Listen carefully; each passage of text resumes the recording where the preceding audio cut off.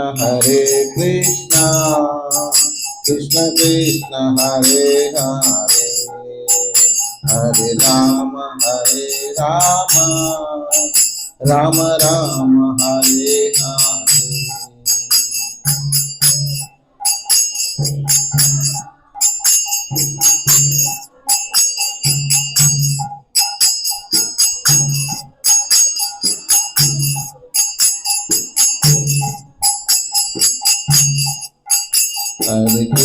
Hare Krishna, Krishna Krishna Hare Hare, Hare Rama Hare Rama, Rama Rama Hare Hare.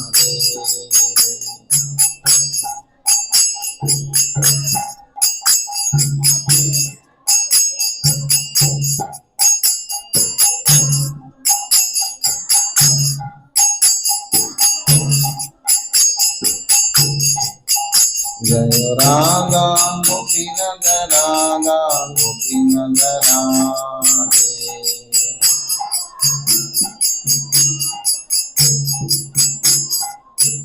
Jaya Radha Govinda Radha Govinda Radhe.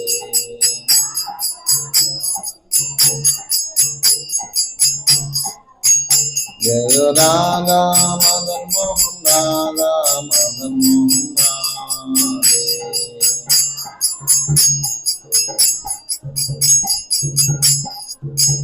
Jaya Radha Shama Kunda Radha Shama Kunda Radhe.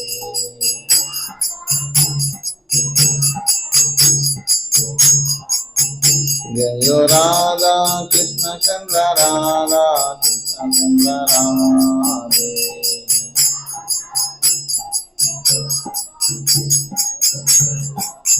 Jaya Radha Giridhari Radha Giridhari Radhe.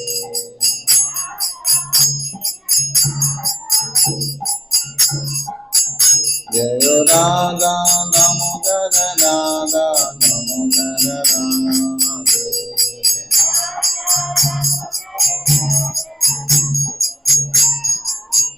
Jaya Jagannatha Jaya Jagannatha Baladeva Jaya Subhadramari.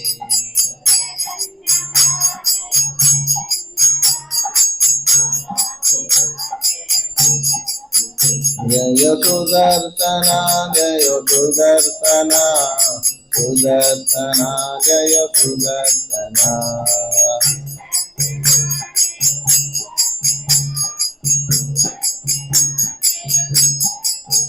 Jaya Govinda Srinivasa Govinda Srinivasa Govinda.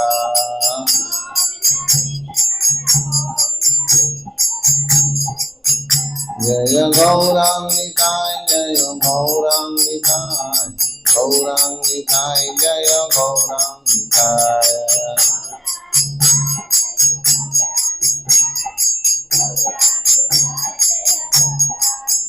Jaya Lakshmi Narasimha Jaya Lakshmi Narasimha Lakshmi Narasimha Jaya Lakshmi Narasimha.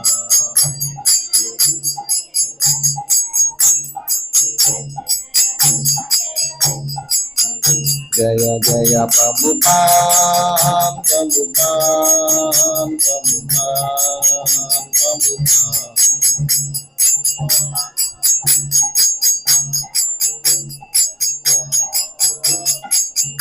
Jaya Jaya Gurudev Gurudev Gurudev.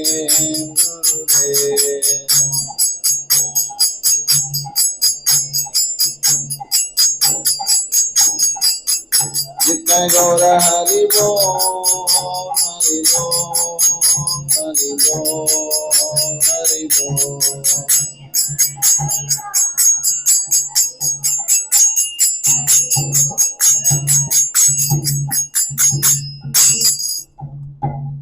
जय श्री श्री श्री राधा गोपीनाथ की, जय श्री श्री जगन्नाथ बलदेव सुभद्रा मैया की, जय श्री श्री गोविंद श्रीनिवास की, जय श्री श्री श्री जैनिताय जैनी माई की, जय श्री श्री श्री लक्ष्मी नरसिम्हा स्वामी की, जय श्री श्री श्री गंधराज श्रीमद् भागवतम की, जय श्री श्री गंधराज श्रीमद् भगवद गीता की, जय श्री श्री श्री जगतगुरु शिला प्रभुपाद की, कलियुग धर्म हरिनाम संकीर्तन की, हरे कृष्ण महामंत्र की, गंधराज श्रीमद् भगवद गीता की, जगतगुरु शिला प्रभुपाद की, जय गुरुदेव की, ताय गौर प्रेमानंदे हरि हरि।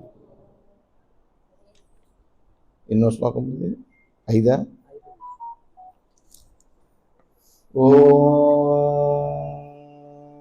నమో భగవతే వాసుదేవాయ।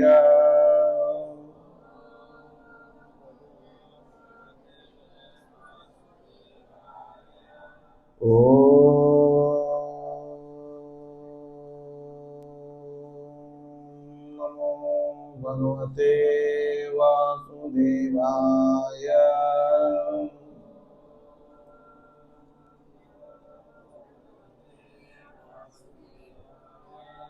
ओम नमो भगवते वासुदेवाय।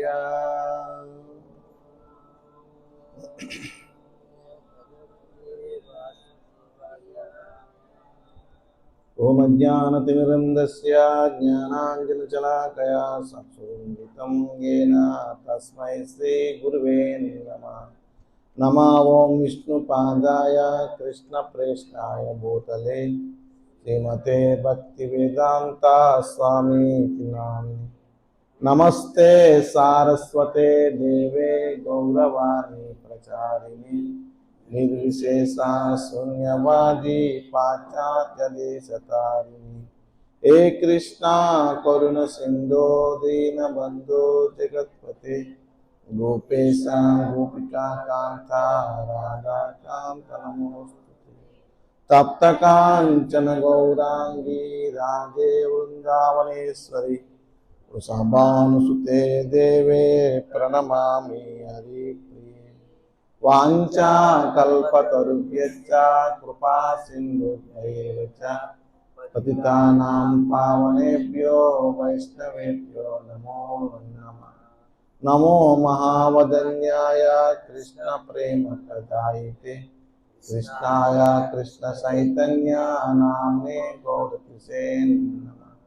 जय श्री कृष्ण चैतन्य प्रभु नित्यानंद श्री अद्वैत गदाधर श्रीवासादि गौर भक्तवृंद। हरे कृष्णा कृष्ण कृष्ण हरे हरे हरे राम राम राम हरे हरे।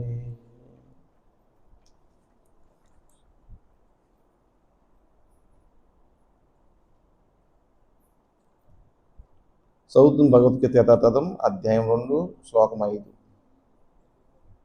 గురూన్ అత్వాయి మహానుభావాన్ గురూన్ అత్వాయి మహానుభావాన్ శ్రేయో భోక్తుం వైక్షమిపహ లోకే श्रेयो भोक्तुं वैक्षमिपामपीह लोके। अत्वार्धकामास्तु गुरूनि ऐव अत्वार्धकामास्तु गुरूनि ऐव भुञ्जीय भोगान् रुधिरप्रदिग्धान् भुञ्जीय भोगान् रुधिरप्रदिग्धान् गुरूनि अत्वायि महानुभावान् श्रेयो भोक्तुं वैक्षमिपेह लोके अत्वार्धकामास्तु गुरूनि ऐव मुञ्जीय भोगान् रुधिरप्रदिग्धान्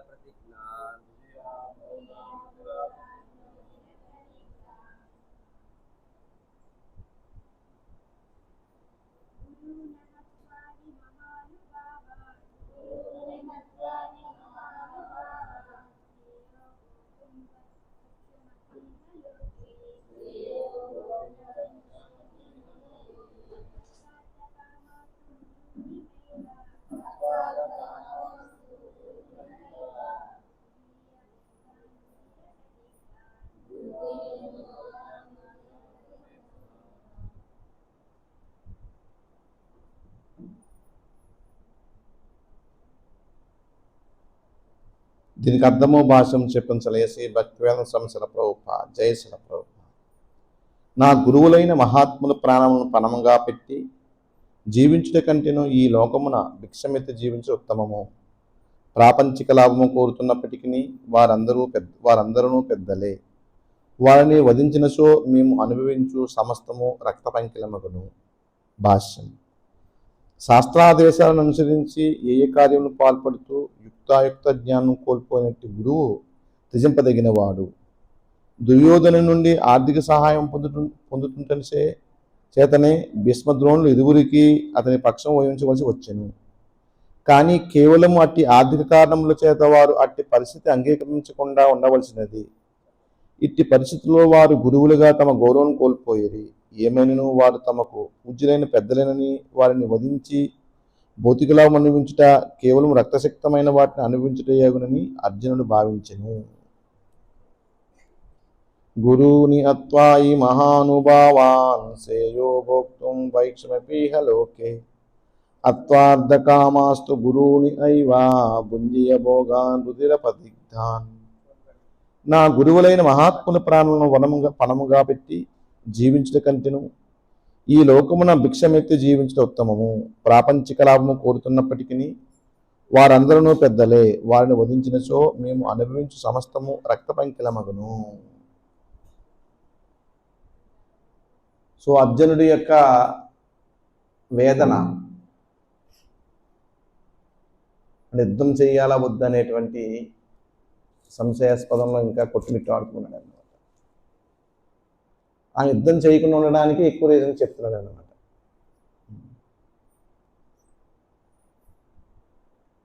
ఇప్పుడు చెప్పే రీజన్ ఏంటంటే పెద్దలైన గురువు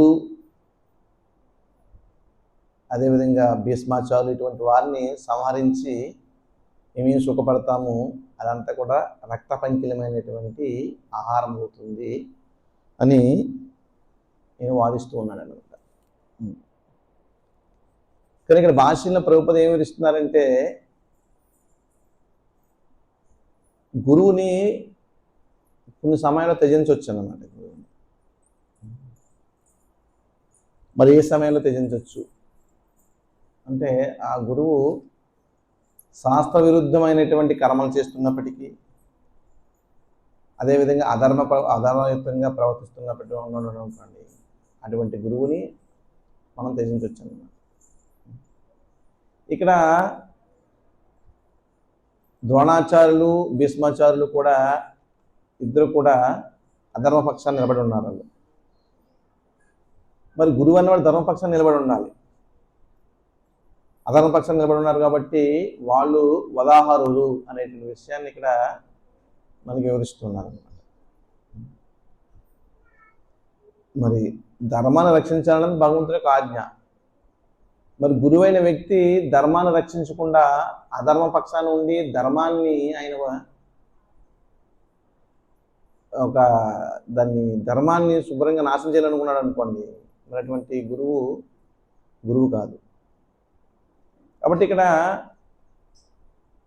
భీష్మాచార్యులు ద్రోణాచార్యులు కూడా వాళ్ళు గురువు స్థానంలో ఉన్నప్పటికీ కూడా వాళ్ళు నిజమైన గురువులు కాదు. అటువంటి వారిని వధించవచ్చు అని శాస్త్ర నిర్దేశాల ద్వారా మనకు కూడా వివరిస్తున్నారు. వధించవచ్చు లేదా త్యజించవచ్చు. కానీ సాధారణంగా శాస్త్రాల ప్రకారం గురువుని త్యజించకూడదు. మన దేశ తీసుకున్నప్పుడు కూడా వస్తుంది, గురువుని త్యజించవచ్చా త్యజించకూడదా అని.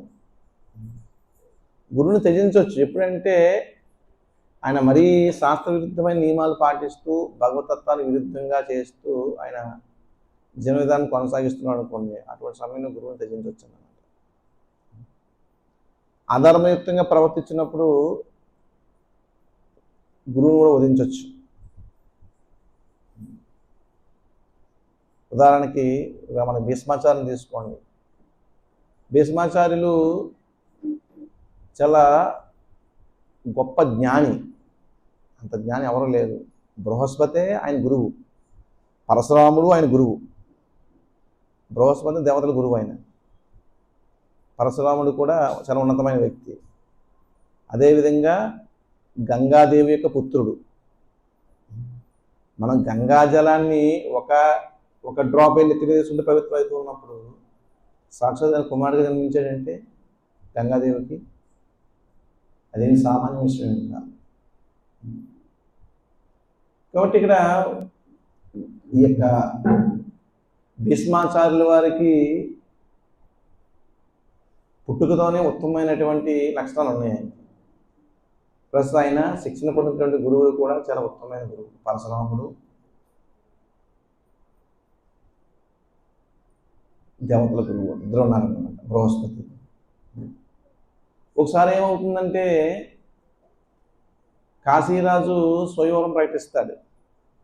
స్వయంవరం ప్రకటిస్తే అంబ, అంబిక, అంబాలిక అని ముగ్గురు కుమార్తెలు ఉంటారు ఆయన. అదే సమయంలో ఈయన తమ్ముళ్ళు ఉంటారు, ధృతరాష్ట్రుడి తండ్రి, పాండవుడి తండ్రి ఉంటారు. వాళ్ళకి వివాహం కాలేదు కాబట్టి వాళ్ళ తరపున వెళ్ళి ఈయన అంబ, అంబిక, అంబాలిక ముగ్గురిని కూడా స్వయంవరం నెగ్గు తీసుకొస్తాడు అన్నమాట. తీసుకొస్తే అందులో అంబ అనేటువంటి స్త్రీ ఏం చేస్తుందంటే స్వాలుడు అనేటువంటి రాజును ప్రేమిస్తుంది అనమాట. ఆ స్వాలుడు కూడా స్వయంవరంలో ఉంటాడు. వీళ్ళకి ఏంటంటే ఓ దండ ఇచ్చి వాళ్ళు ఎవరిని కాలితే వాళ్ళ మెడలో దండ వేస్తే ఒక ఓకే, నో ప్రాబ్లం అన్నమాట. ఆ విధంగా ఈమె ప్రేమించింది కాబట్టి స్వాలుడు మెడలో దండ వేయాలనేటువంటి ఉద్దేశంతో ఉంటుంది, కళ్ళగంటది అని చేస్తుంది. కానీ సడన్గా భీష్ముడు వెళ్ళి వాళ్ళందరినీ ఓడించేసి వీళ్ళ ముగ్గురిని రథం వేసి తీసుకొచ్చేస్తుంది అనమాట. తీసుకొచ్చేస్తే అంబిక, అంబాలిక వివాహం చేసుకుని ఒప్పుకుంటారు. కానీ అంబ నేను ఒకరిని ప్రేమించాను కానీ ఆ భీష్ముడు యొక్క సోదరుడు ఇంకొకరిని ప్రేమించిన స్త్రీని వివాహం చేసుకున్నాడు. అప్పుడు ఏం చేస్తారంటే నిన్ను ఈ యొక్క స్వయంవరం బంధనం నుంచి విముక్తి చేస్తున్నాము, నువ్వు వెళ్ళి ప్రియుడితో సుఖంగా ఆనందంగా జీవించు అని ఆ యొక్క అమ్మను వదిలేస్తారనమాట. ఆమె వెళ్ళిపోయి తన ప్రియుడి దగ్గరికి వెళ్తాను. స్వామి దగ్గరికి వెళ్తే లేదు ఒక పురుషుడి చేత నువ్వు జయించబడ్డావు కాబట్టి ఆయన పురుషుని సొత్తు, వేరే పురుషుని సొత్తు నేను అనుభవించను, పోయికంటాడు అనమాట ప్రేమించిన వ్యక్తే. ప్లస్ ఇంకోటి ఏంటంటే పూర్వకాలం యొక్క నియమం ఏంటంటే కన్యని ఎవరైనా ముట్టుకుంటే, అంటే తల్లిదండ్రులు లేకపోతే బంధువులు కాకుండా బయట వ్యక్తి ఎవరైనా ముట్టుకుంటే ఆయనకి వివాహం చేయాలన్నమాట. అంత స్ట్రిక్ట్గా ఉండేది ఒక స్త్రీ యొక్క పవిత్రత అన్నమాట. అందుకే స్త్రీలు బయటకు కన్య పిల్లలు బయటకు రాకుండా ఇంట్లో పెట్టి కాపలా కాసేవాడు అన్నమాట. కారణం అదన్నమాట. మేము పరాయ పురుషులు ముట్టుకునే సరే అపవిత్రం అయిపోయినట్టు లెక్క అన్నమాట.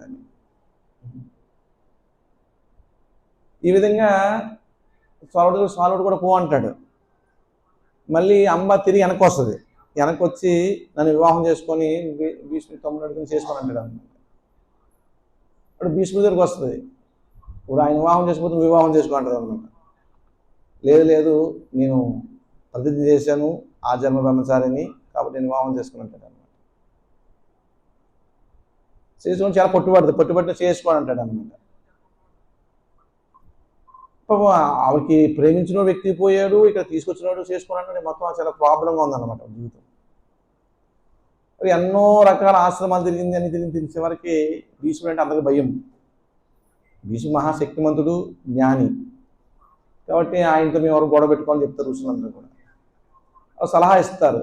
ఇక్కడ పరశురాముడు ఉన్నాడు మహేంద్రగిరి పర్వతం మీద, ఆ పరశురాముడి దగ్గరికి వెళ్ళి నీ సమస్యను వివరించు, భీష్ముడు పరశురాముడికి శిష్యుడు కాబట్టి నీ యొక్క సమస్యను పరిష్కరిస్తా అని చెప్తాడు అనమాట.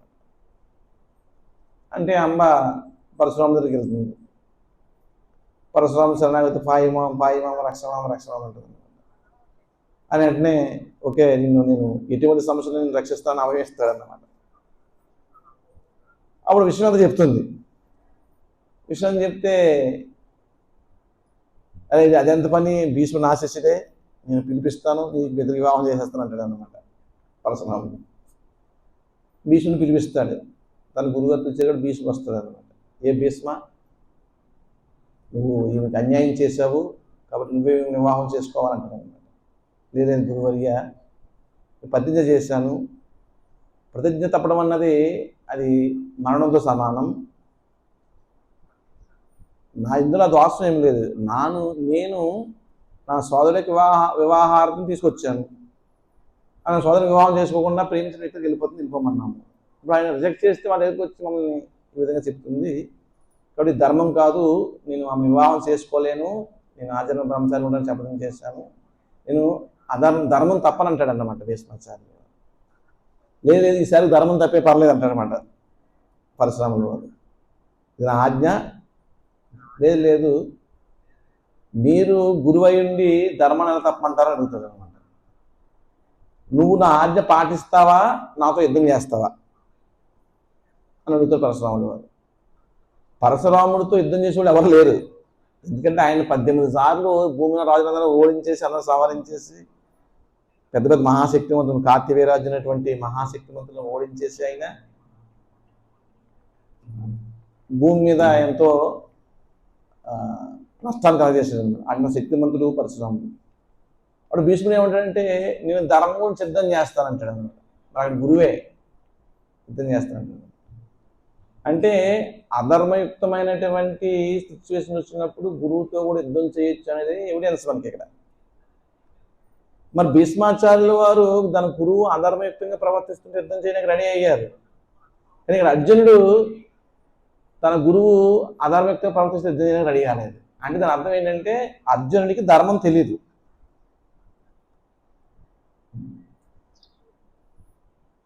ధర్మం తెలిసినప్పటికీ కూడా ఆయన హృదయం లోవత్వంతో ఉంది, కార్పణ్యంతో ఉంది, దోషంతో ఉంది అన్నమాట.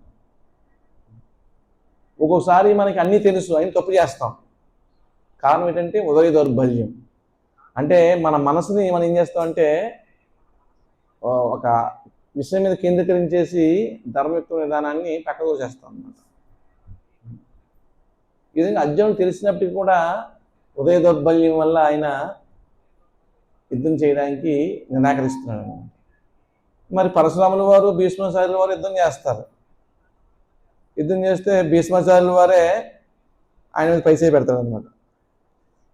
అప్పుడు సప్తఋషులు అందరూ వచ్చి ఆ పండ్రబాబు ఎందుకు మీరు ఒక స్త్రీ గురించి మీరు దెబ్బలాడుకోవడం దేనికి, మీ ఇద్దరు దెబ్బలాడుకోవడం వల్ల ఈ సృష్టి అంతా చాలా డిస్టర్బ్ అవుతుంది, కాబట్టి ఉపసంహరించండి అంటే అప్పుడు భీష్మాచార్యులు చెప్తారు. భీష్మాచార్యులతో అంటారు సప్తఋషులు వచ్చి, మీరు భీష్మ నువ్వు గురువుని ఓడగొట్టే విషయం లేకుండా నువ్వే యుద్ధాన్ని ఉపసంహరించుకుని చెప్తే ఆ రాజ్య మేరకు ఆయన యుద్ధాన్ని ఉపసంహరించుకుంటాడు. ఇప్పుడు పరశురామును ఆశీర్వదించి అక్కడ వెళ్ళిపోతాడు. ఇంకా అమ్మ యొక్క కోరిక నెరవేరదు. అంటే ఈ విధంగా శాస్త్రాల్లో ఏంటంటే ఎవరైనా సరే తప్పు చేస్తే, మరి అదే పరశురాముడు ఉన్నాడు. పరశురాముడు ఒక సిచ్యువేషన్లో వచ్చినప్పుడు ఆమె తల్లిని సవరించాలి. ఆమె తల్లి అధర్మయుక్తంగా ప్రవర్తించింది. వాళ్ళ సోదరుని సవరించడం, తల్లిని సవరించడం అంటే వాళ్ళు తప్పు పాపం, తల్లి ఎలా సవరిస్తాం, పాపం చేయమన్నారు అనమాట. కాబట్టి వాళ్ళని సవరించమని చెప్తాడు. తన సోదరుల్ని, భార్యని కూడా సవరించమని చెప్తాడు జమదగ్ని. చెప్తే వెంటనే పరశురామునికి ఏం ఆలోచించడు, మొత్తం తల్లి శిరస్సు సోదర శిరస్సు సవరించేస్తాడు అన్నమాట. ఇంకా తండ్రి కాజ్యం అంటే అధర్మం. కానీ ధర్మము అంటే ఒక ధర్మం చేస్తున్నప్పుడు ఇంకొక ధర్మం దానికి మళ్ళీ అడ్డుపడుతుంటుంది. ఈ ధర్మం అందుకే ధర్మం ఎంతో క్లిష్టమైంది అన్నమాట. చాలా టాక్టికల్గా దాన్ని మనం ఆలోచిస్తూ చేయాలి ధర్మాన్ని.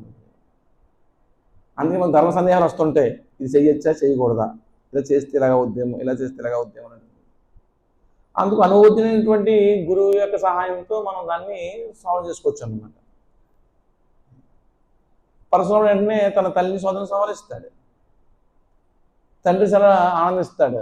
నా ఆజ్ఞ నెరవేర్తించేవు, నువ్వు చాలా సుఖితుడివి, నీకేం వరం కావాలో కోరుకుంటాడు అన్నమాట. నాకేం వరం కావాలి, మళ్ళీ నా తల్లిని సోదరులని బతికించు, వాళ్ళకి ఇటువంటి ఈ యొక్క చెడు ఏమి జ్ఞాపకం కూడా చెప్తాడు అనమాట. అయిపోయింది.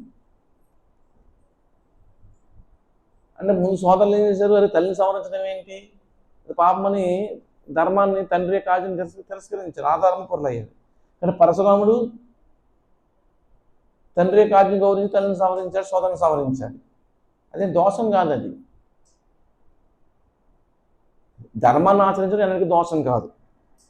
నువ్వు ధర్మాన్ని ఆచరించావు, ఇంకో యాంగిల్ నుంచి దోషం వస్తుంది అనిపిస్తున్నప్పటికీ కూడా దోషం రాదు, ఎందుకంటే నువ్వు ధర్మాన్ని ఆచరించావు కాబట్టి. పరశురాముడికి ఏ దోషం రాలేదన్నమాట. వెంటనే మళ్ళీ వరం కోరుకోమంటే వాళ్ళిద్దరిని కూడా బతికించేసాడు. ఆ విధంగా ధర్మం అంటే అంతలా ఉంటుంది అన్నమాట. ధర్మం అంటే ధర్మం అంతే. శ్రీరామచంద్రుల వారు ధర్మాన్ని ఖచ్చితంగా పాటిస్తూ ఉన్నారు. దశరథ మహారాజు ఏమంటాడంటే, ఏ రామ, నన్ను బంధించి జైల్లో పాడేసి నువ్వు సింహాసనం ఆక్రమించుకుంటున్నాడు, నువ్వే సింహాసనం కూర్చోవాలి. రాజుని బంధించి జైల్లో పడేసి సింహాసనం ఆక్రమించి నువ్వు వారసుడు అయిపోతావు, నువ్వు అధికారం అయిపోతావు, అలా చేసే అంటాడు అన్నమాట. రాముడు ఒప్పుకోడు. ఏనాటికి కూడా అధర్మయుక్తమైన కర్మ చేయనంటాడు తండ్రి చెప్పినట్టు. మరి ఇక్కడ అర్జునుడు ఎందుకు ఆ విధంగా ఈ సాక్షాత్తు శ్రీకృష్ణ భగవానుడు ఆది గురువు దగ్గరే అయినా ఆ విధంగా విలపిస్తూ ఉన్నాడు, బాధపడుతూ ఉన్నాడు, రోధిస్తూ ఉన్నాడు. అంటే మనకి భౌతికమైనటువంటి కల్మషం ఎలా ఉంటుందంటే ఈ విధంగా ఉంటుందన్నమాట. అర్జునుడికి ఆయన అధర్మయుక్తంగా ఆలోచిస్తున్నప్పటికీ కూడా నా ఆలోచన కరెక్ట్ అనిపిస్తుంది అన్నమాట. అధర్మంలో ఉన్నటువంటి లాజిక్స్ అయ్యే. దొంగ ఎందుకు దొంగతనం చేస్తుంటే ఎన్నో రీజన్స్ చెప్తాడు. ఒక వ్యభిచారం చేసే స్త్రీని రీజన్స్ అయితే ఎన్నో రీజన్స్ చెప్తుంది. ఇలాగ ఒక్కొక్క వ్యక్తి తన సిచ్యువేషన్స్ అయితే ఎందుకు అధర్మంగా ప్రవర్తిస్తున్నాం అంటే ఎన్నో సిచ్యువేషన్స్ చెప్తారన్నమాట. కానీ అవన్నీ కూడా ఆమోదయోగ్యమైనవి కాదు. ఏమైనప్పటికీ కూడా నువ్వు ధర్మంగా జీవించడము, ధర్మాన్ని అనుసరించడమే ఉత్తమ విధానం. ధర్మో రక్షిత. నువ్వు ధర్మాన్ని రక్షిస్తేనే ధర్మం చేత నువ్వు రక్షించబడతావు, రక్షించకపోతే నువ్వు శిక్షించబడతావు. మన కారణాలు అనవసరం, నేను ఈ కారణం వల్ల చేశాను, ఆ కారణం వల్ల చేశానంటే అన్నిటికీ కూడా ఆ కారణాలను ధర్మము ఒప్పుకోదు. ఇక్కడ అర్జునుడు కూడా ఎన్నో కారణాలు చెప్తున్నాడు ధర్మాన్ని త్యజించడానికి. వీళ్ళని చంపేస్తాము, వాళ్ళ యొక్క ఆమె చంపిస్తున్న ఆహారం తింటే అది రుధిర ప్రతిగ్ధాన్, రక్త పంకిలం అయిపోతుంది, ఎన్నో రకాలంటే భౌతికమైన రీజన్స్ చెప్తున్నాడు. అవన్నీ కూడా ధర్మానికి త్యజించడానికి కారణాలు కానే కాదు. ధర్మాన్ని ఆచరించడానికి ఎన్ని త్యజించాలి అంతే తప్పించి ధర్మాన్ని త్యజించడానికి ఎన్ని ఆచరించకూడదు. నువ్వు ధర్మాన్ని ఆచరించడానికి ఎన్నంటే త్యజించు, అదంతా కూడా పరమ పవిత్రం అవుతుంది. కానీ ధర్మాన్ని త్యజించడానికి నువ్వు ఎన్ని రీజన్ జీవించావుకో అది అన్నిటికీ కూడా యుక్తమైన విధానం కాదు, అధర్మం అవుతుంది అన్నమాట. మరి అర్జునుడు ఎన్ని కూడా ధర్మం త్యజించవచ్చు. తండ్రిని చంపచ్చు, తల్లిని చంపచ్చు, గురువుని చంపచ్చు, అందరిని చంపచ్చు ధర్మం గురించి. అందులో దోషం ఏమీ లేదు. కానీ వాళ్ళ గురించి ధర్మం విడిచిపెట్టడం దోషం. ఎన్నడికి చేయకూడదు. అది అధర్మం. ఎన్నడికి ధర్మాన్ని విడిచిపెట్టకూడదు. కానీ అర్జునుడు ఇక్కడ ధర్మాన్ని విడిచిపెట్టి, క్షత్రియ ధర్మాన్ని విడిచిపెట్టి, నేను రాజ్యం అవసరం లేదని నేను భిక్ష పెట్టి బతుకుతాను, ఈ యొక్క రక్త పంకిమైన ఆహారం ఎవరు తింటారు, ఇన్ని వివరిస్తూ ఉన్నాడు.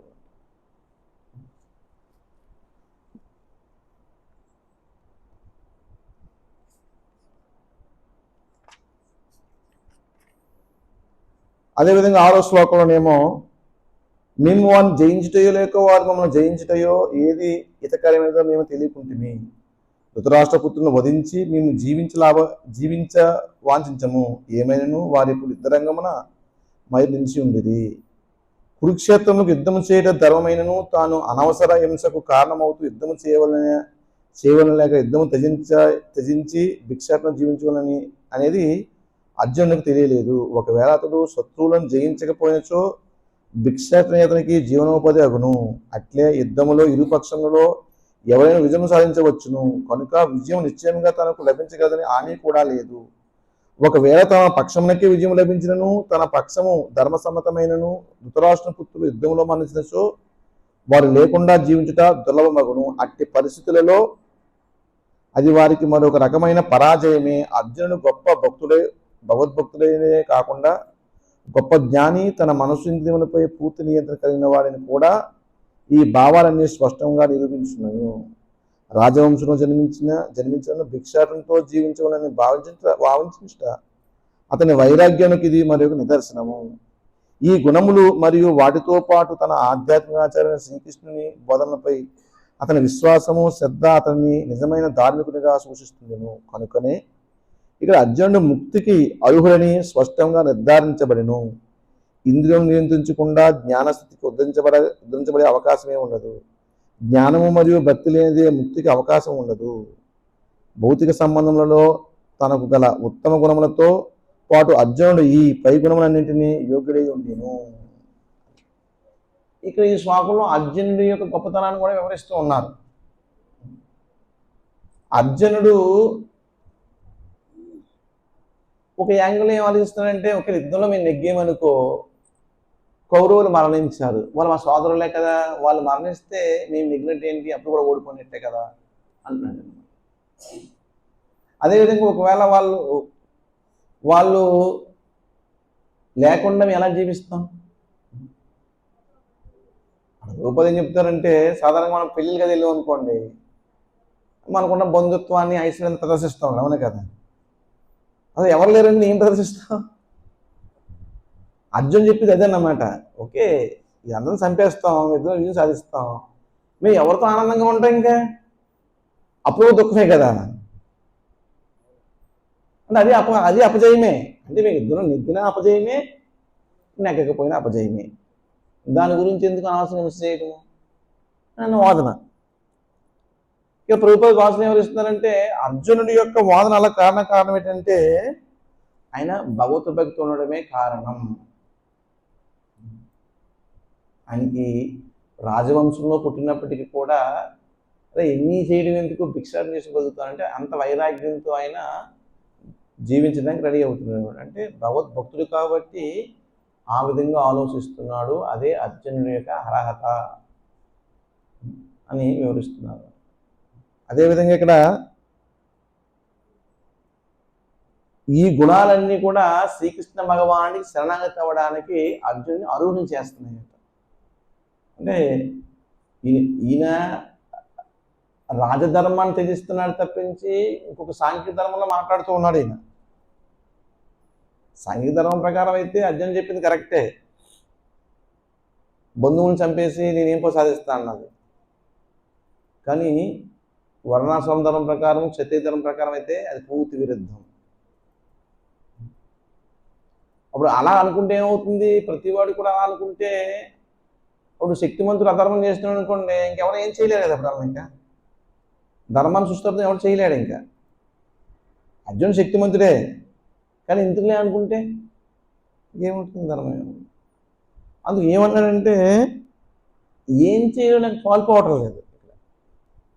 యుద్ధం చెయ్యాలా వద్దా, చేస్తే ఈ నష్టము, చేయకపోతే ఈ నష్టము. మనకు కొన్ని సమయంలో అలా సంశయం వస్తుంది. చేస్తే ఒక ప్రాబ్లం, చేయకపోతే ఒక ప్రాబ్లం వస్తుంది. ఏం చేయాలో మనకు అర్థం కాదు. మనం ఏం చేస్తామంటే ఎవరెవరికి అనుభూతులు అడుగుతాం, సలహా ఇస్తారు. అదేవిధంగా అర్జునుడు శ్రీకృష్ణ భగవాన్ని సలహా అడుగుతున్నాడు అనమాట.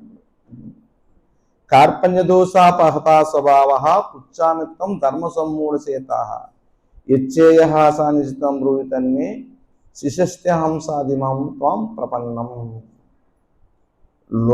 లోభమును దోషము చేత నేను ఇప్పుడు నా స్వధర్మ విషయంలో మోహము చెంది శాంతిని కోల్పోయి తిని, నాకు ఏది మిక్కిరి హితకరమో నిశ్చయముగా తెలుపమని ఇట్టి స్థితిలో నేను నిన్ను అడుగుచుంటిని. నేను ఇప్పుడు నీకు శిష్యుడను మరియు శరణాగతుడను, దయచేసి నాకు ఉపదేశించును.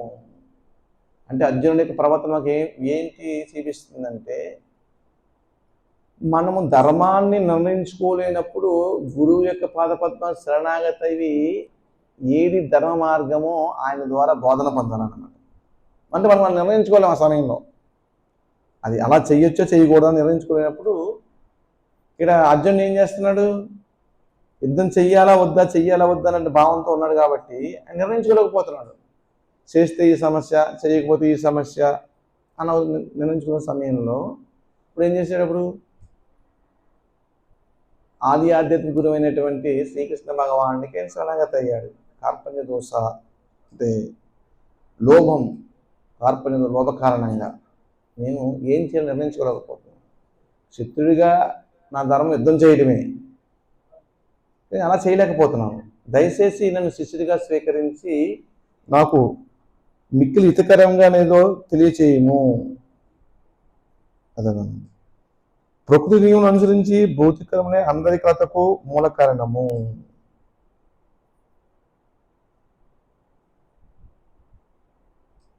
ఇక్కడ ఇంకొక ముఖ్యమైన విషయం ఉందన్నమాట. మనందరం కూడా అశాంతిగా ఉండడానికి కారణం ఏంటని వివరిస్తూ ఉన్నాడు. ఏంటంటే లోభమును దోషము చేత నేను ఇప్పుడు నా స్వధర్మ విషయంలో మోహము చెంది శాంతిని కోల్పోయి తిని. అంటే మనం భౌతిక గుణాల యొక్క ప్రభావం వల్ల మోహానికి గురయ్యాం అనుకోండి, ఏమవుతుంది, మనకి అశాంతి లభిస్తుంది. అందరూ కూడా అశాంతిగా ఉండడానికి కారణం ఏంటి? అశాంతిగా కారణం ఏంటంటే అందరూ కూడా అధర్మయుక్తమైన కర్మం చేయడమే దానికి కారణం. లోభభూయిష్టమైన కర్మం చేయడం కారణం. శాంతి రసాంతస్య కుతః సుఖం.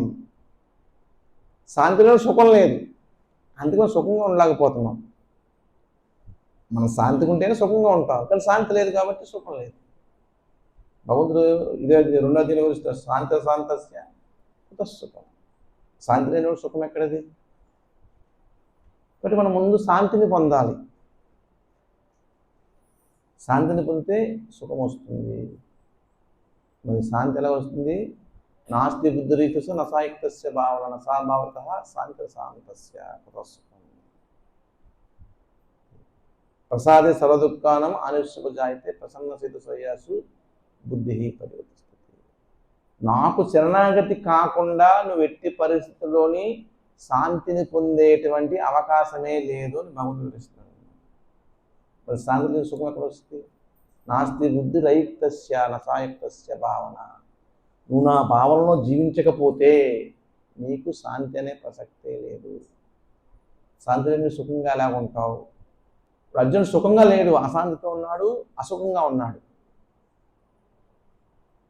అదే ఆందోళన పూర్తి జీవితం అంటే అదన్నమాట. కాబట్టి మనం ఆందోళన ఉంటే ఏం చేస్తాం? ఆందోళన పోగొట్టుకోవడానికి ఇంకోటి చేస్తాం. ఏం చేసినప్పటికీ కూడా ఆందోళన పోదు. ఎందుకంటే ఆందోళన పోవాలి అంటే మనం ధర్మయుక్తంగా ఉండి జీవించి భగవంతుడు సంతృప్తి వచ్చిన ఆందోళన పోతుంది. అలాగే ఆందోళన పోతుంది, ఎన్ని చేసినా పోదు.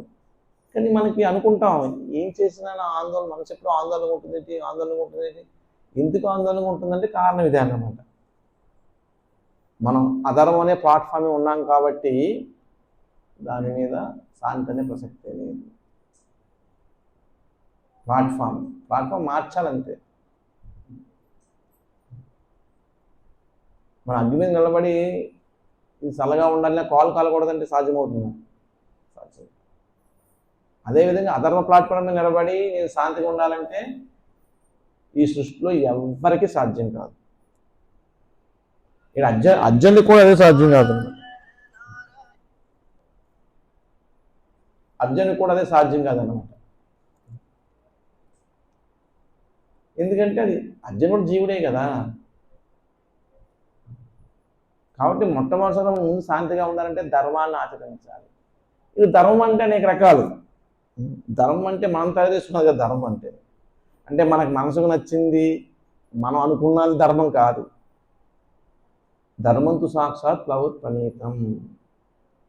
ధర్మం అనేది భగవంతుడిగా చెప్పబడేది, అది ధర్మం. మనం పరిస్థితులను బట్టి అనేక రకాలుగా మాట్లాడుతుంటాం, మారిపోతూ ఉంటాం.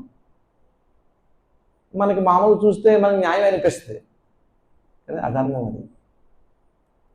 ఎందుకంటే అది భగవంతుడు చెప్పిన ధర్మంతో పోలిక కలిగి ఉండాలి. దాన్ని సపోర్ట్ చేయాలి, భగవద్ ధర్మాన్ని సపోర్ట్ చేయగలగాలి. అలా సపోర్ట్ చేయలేదంటే అది అధర్మమే. మనం భక్తి చేస్తున్నా సరే కొన్ని సమయంలో సొంత నిర్ణయాలు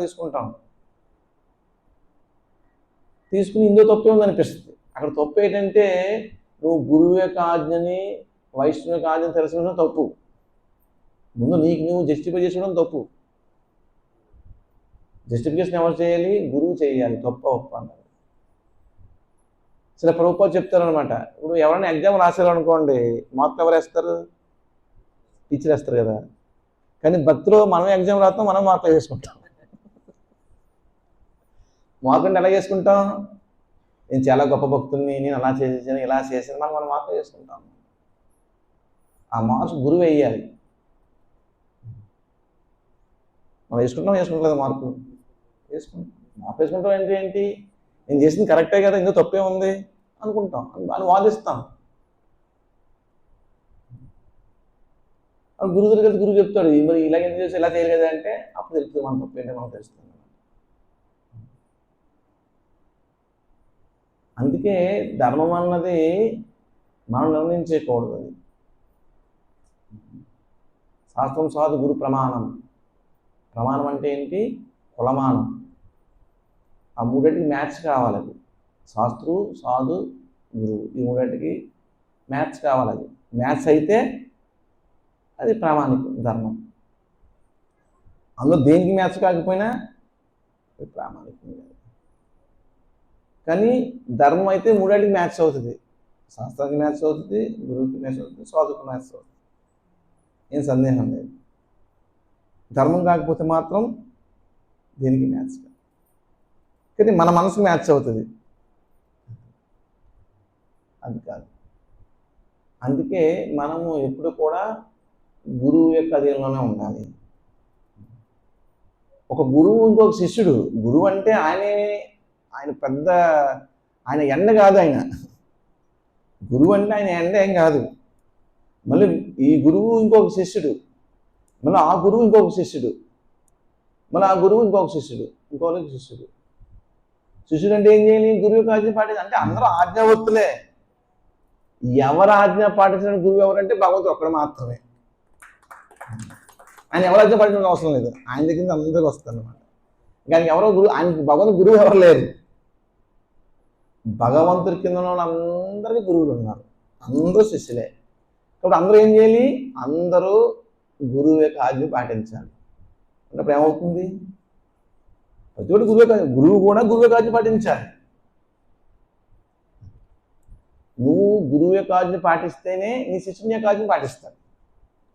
ప్రభుత్వం చెప్తారు అనమాట. నువ్వు గురువు యొక్క ఆజ్ఞ పాటించిన శిష్యుని ఆజ్ఞ పాటిస్తాడు. అదన్నా. ఇప్పుడు ఒక శిష్యుడు తన గురువుకి ప్రణామం చేశాడు. ఆ గురువు తన గురువుకి ప్రణామం చేశాడు. ఆ గురువు తన గురువుకి ప్రణామం చేశాడు. అందరూ ప్రణామం చేస్తూ ఉన్నారన్నమాట. కానీ ఒక్కళ్ళే మాత్రం ప్రణామం చేయదు. ఎవరు అంటే భగవంతుడు ఒక్కడే. అంటే ఆ విధంగా చూస్తుంటే పరంపర అంతా కూడా ప్రణామం చేసుకుంటూ పోతే చివరికి ఎవరు?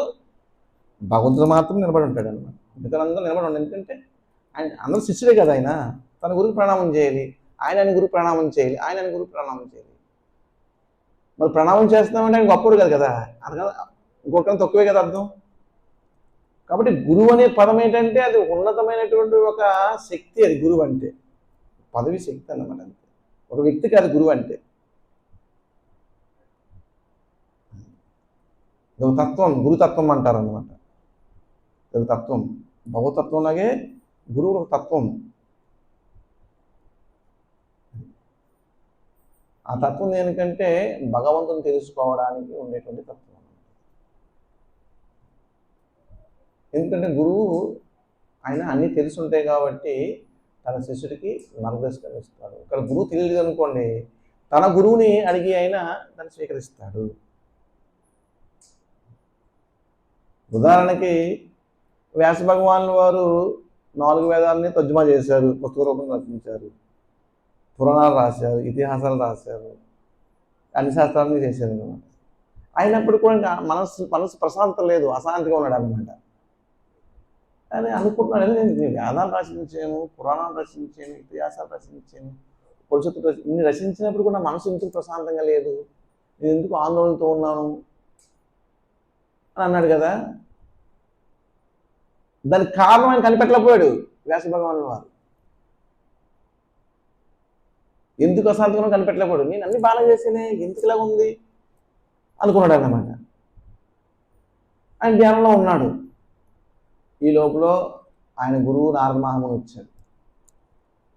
నారద మహాముని ప్రణామం చేశాడు. అన్నీ అయిన తర్వాత, ఏం వ్యాస ఏంటి అలా ఉన్నావు అని చెప్పాడు. గురువర్య, నేను అన్నీ చేశాను, వేదాలని పుస్తక రూపం రచించాను, ఇతిహాసాలు రచించాను, పురాణాలు రచించాను, భవిష్యత్తు ఇంకా సమస్త ఆధ్యాత్మికమైనటువంటి గ్రంథం రచించాను, అయినప్పటికీ నా మనసు ఎందుకు ప్రశాంతంగా లేదని అడుగుతాడు అనమాట. నాకు కారణం తెలియదు లేదు. అప్పుడు నారద మహాముని చెప్తాడు అనమాట, నువ్వు అన్నీ రచించావు కానీ భగవంతునికి దివ్యలేనటువంటి భాగవతాన్ని రచించలేదు, అందుకే నీ మనసు అశాంతిగా ఉంది అని చెప్తాడు వ్యాస భగవాను గారు. అంటే ఆ విధంగా వ్యాస భగవాను అంటే ఆయన గురువే, కానీ ఒక సమస్యకి ఆయన పరిష్కారం లభించలేదు. వాడు ఏం చేశాడు, తన గురువు ద్వారా సమస్య పరిష్కారం పొందాడు. అది గురు పరంపర విధానం. ఇంకోటి గురువు దగ్గర కూడా ఎప్పుడు గురువు అది పాటించినంతే మనం వాదించకూడదు. సీనియర్ వైష్ణవ్స్ కానీ గురువులు కానీ మనం చెప్పారు అనుకోండి, దాన్ని మనం వాదించకూడదు, వెంటనే దాన్ని ఆచరించాలి. ఎందుకు వాదిస్తారంటే కొంతమంది వాదన ఎప్పుడు వస్తుంది, ఏంటి ఇలా చెప్పారు, ఎందుకు ఈ దోషం ఉంది కదా, ఇలా ఎందుకు చేస్తారు, లేదా ప్రాబ్లం కదా అని ఆలోచిస్తారు అన్నమాట. అంటే దాని అర్థం ఏంటి, నువ్వు గురువు యొక్క ఆలోచనని లేకపోతే సీనియర్ వైష్ణవ్ యొక్క ఆలోచనని తోడ్పడుతున్నావు అనమాట. దానికి కారణం ఏంటి, సీనియర్ భక్తుడి యొక్క ఆలోచన మనకి అర్థం కాదన్నమాట, గురువు యొక్క దృక్పథం మనకు అర్థం కాదు. అర్థం కానప్పుడు ఇలా చేస్తుంటే అనిపిస్తుంది. అందుకే ఏం చెప్తారంటే ప్రభుపాదుల వారు, గురువు యొక్క ఆజ్ఞని గుడ్డిగా పాటించాలి, ఆలోచించకూడదు, ఎందుకు చేయమని ఆలోచించకూడదు. ఎందుకంటే నిజంగా ప్రభు ఏం చెప్తారంటే, నిజంగా ఆ గురువుని రక్షించలేకున్నాడంటే ఆయన గురువు కాదు. మనం కానీ ఒక ఆజ్ఞ పాటించుకునే సమస్య వస్తుంది అనుకోండి, ఆ సమస్యని ఆ గురువు తీర్చలేకపోతే ఆయన గురువు కాదు. కాబట్టి నువ్వు గురువు యొక్క ఆజ్ఞని ఖచ్చితంగా పాటించాలి. అలా పాటించినప్పుడు నీకు ఎటువంటి దోషం రాదు. గురువు యొక్క ఆజ్ఞ దోషం ఉన్నప్పుడు కూడా గురువు యొక్క ఆజ్ఞ పాటిస్తే నీ ధర్మాచరణ వల్ల నీకు గుడ్ రిజల్ట్స్ వస్తుంది అంటే ప్రభుపాదులు వారు. చాలా ప్రభుపాదుల వారిని క్వశ్చన్ అడుగుతారన్నమాట. ప్రభుపాద్ గురువు కన్నీ తెలిసిపోతాయి కదా అంటారనమాట. ప్రభుపాద చెప్తారు, నో, ఏ గురువుకి అన్నీ తెలియవు, అన్నీ తెలిసిన గురువు సృష్టిలో ఎవరు లేరు. ఏ గురువుకి ఎంత తెలియాలో భగవంతుడు అంతే తెలియజేస్తాడు. కాబట్టి గురువు అంత మాత్రాన అన్నీ తెలిసిన రూల్ ఏం లేదు, అన్నీ తెలిసిన గురువు కూడా లేడు అంటారు ప్రభుపాదులు. అన్నీ తెలిసిన గురువు అంటే భగవంతుడు ఒక్కడే, ఇంకా ఆయన తప్పించి. నారద మహాముని మనం వ్యాస భగవాన్ గురువు అన్నాం. వ్యాస భగవాన్ గురువు అన్నప్పుడు ఆయన ప్రాబ్లం సాల్వ్ చేశాడు. కానీ నారద మహాముడు సమస్య వచ్చింది. నారద మహాముడు సమస్య ఏంటి? బ్రహ్మదేవుడి దగ్గరికి వెళ్ళి సృష్టి అంతా చూసి, ఏ బ్రహ్మదేవ తండ్రి నువ్వే కదా సృష్టికర్తవి, నువ్వే కదా నీ నుంచి ఎవడని అంటుంటారు అనమాట. అంటే నారద మహాముడు అలా అనిపించింది. బ్రహ్మ చెప్తాడు, లేదు లేదు నారద, నేను కాదు ఈ సృష్టికర్తకి మూలం, నేను జస్ట్ ఒక ఆట వస్తువుని అంతే, ఈ సృష్టికి మూలం వేరే ఉన్నాడని చెప్తాడండి. అంటే వ్యాస భగవాన్ సమర్థిస్తుంది మాత్రం నారద మహాముని అంత తెలిసిందని కూడా ఇవ్వడం లేదు కదా. నారద మహాముని బ్రహ్మదేవుడు సృష్టికర్త, నీ నుంచి రావట్లేదు అనుకుంటాడు అన్నమాట. కానీ బ్రహ్మదేవుడు ఏమన్నాడు, లేదు లేదు తప్పు, నువ్వు అనుకున్న తప్పు, నేను సృష్టికర్తని కాదు, నేను ద్వితీయ సృష్టికర్తని. సృష్టి ఆల్రెడీ సృష్టించాడు ఆయన, ఇంత వ్యక్తపరుస్తున్నాను అంతే. నేనే ఇంకో సృష్టించింది, ఇత్తనం ఆయన ఇచ్చాడు, నీళ్లు ఆయన ఇచ్చాడు, భూమిని ఆయన దున్నాడు, నేను జస్ట్ దాన్ని తోట వల్ల పరిరక్షిస్తున్నాను అంతే. కానీ నిజమైన సృష్టికర్తని కాదని చెప్తాడు బ్రహ్మదేవుడు.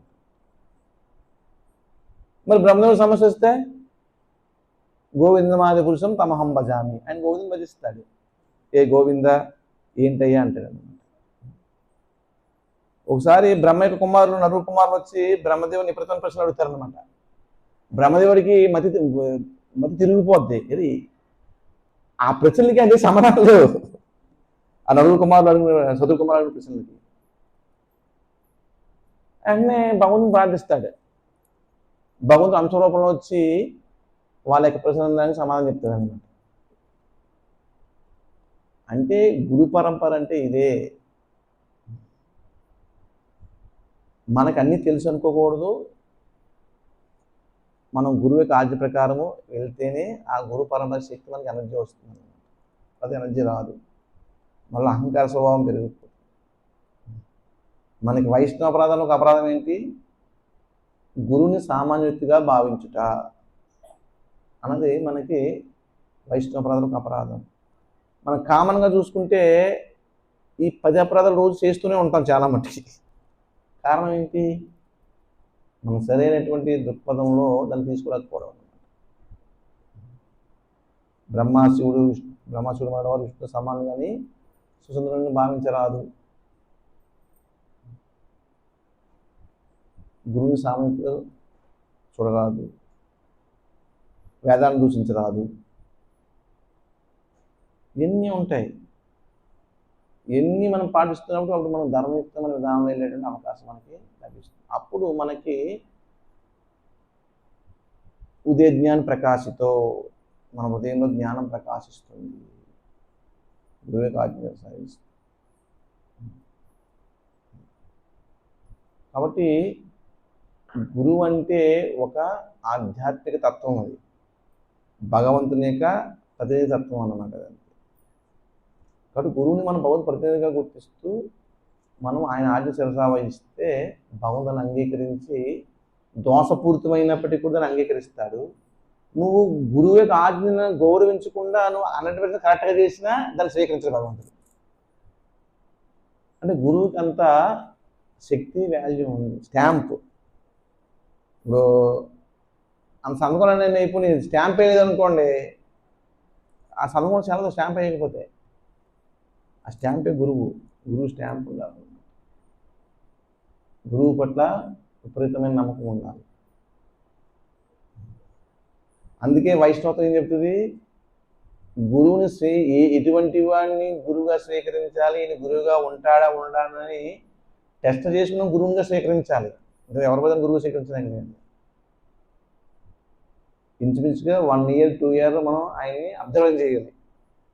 ఇది మన దీక్ష క్లాసులో వస్తుంది.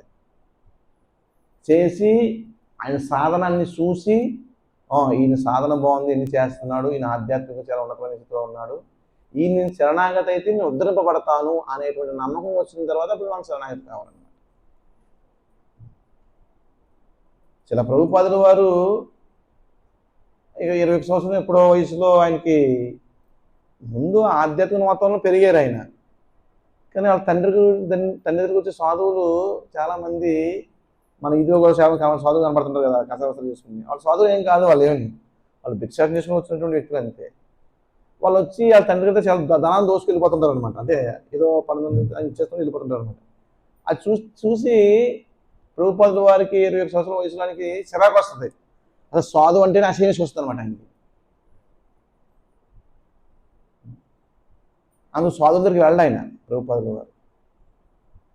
అప్పుడు ఆయన ఇంటర్మీడియట్ చదువుకున్న సమయంలో ఆయన స్నేహితుడు, అరే ఇక్కడ ఒక సాధువు ఉన్నాడు, చాలా బాగా క్లాసులు ఇస్తాడు, ఆయన చాలా తత్వవేత్త, చాలా గొప్పగా బాగుంటుందని వెళ్దారా అంటే నేను రానంటాడు అనమాట ప్రభుపాదులు. నేను రా, బలవంతం రా, నువ్వు అనుకున్న గురువు ఏం కాదు, ఇది గురువు వేరైనా చాలా మంచి సాధువు అది ఇది అని బలవంతంగా తీసుకెళ్తాడు అనమాట. ప్రభుపాదులు వ్యక్తిని చెప్తాను అనమాట, నేను బలవంతంగా వెళ్ళినప్పటికీ కూడా భక్తి సిద్ధాంత సరస్వతి మహారాజు చూసిన మరుక్షణమే నాలో గురువు పట్ల ఉన్న అన్ని భావాలు పటాపంచలు అయిపోయి అంటాడు ఆయన. ఎందుకంటే ఆయనలో ఆ శక్తి, సామర్థ్యము, ఆ పవిత్రత అన్నీ కూడా ఒక సాధువు యొక్క ఉన్నతత్వం కనపడింది. అప్పుడు నేను ఆయన్ని గురువుగా స్వీకరించాలని చెప్తాను. కనపడిపోద్ది ఆటోమేటిక్గా ఆయన ఆ సాధువు.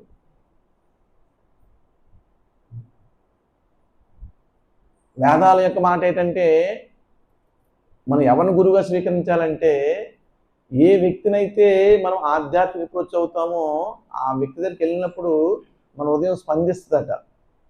మన ఉదయం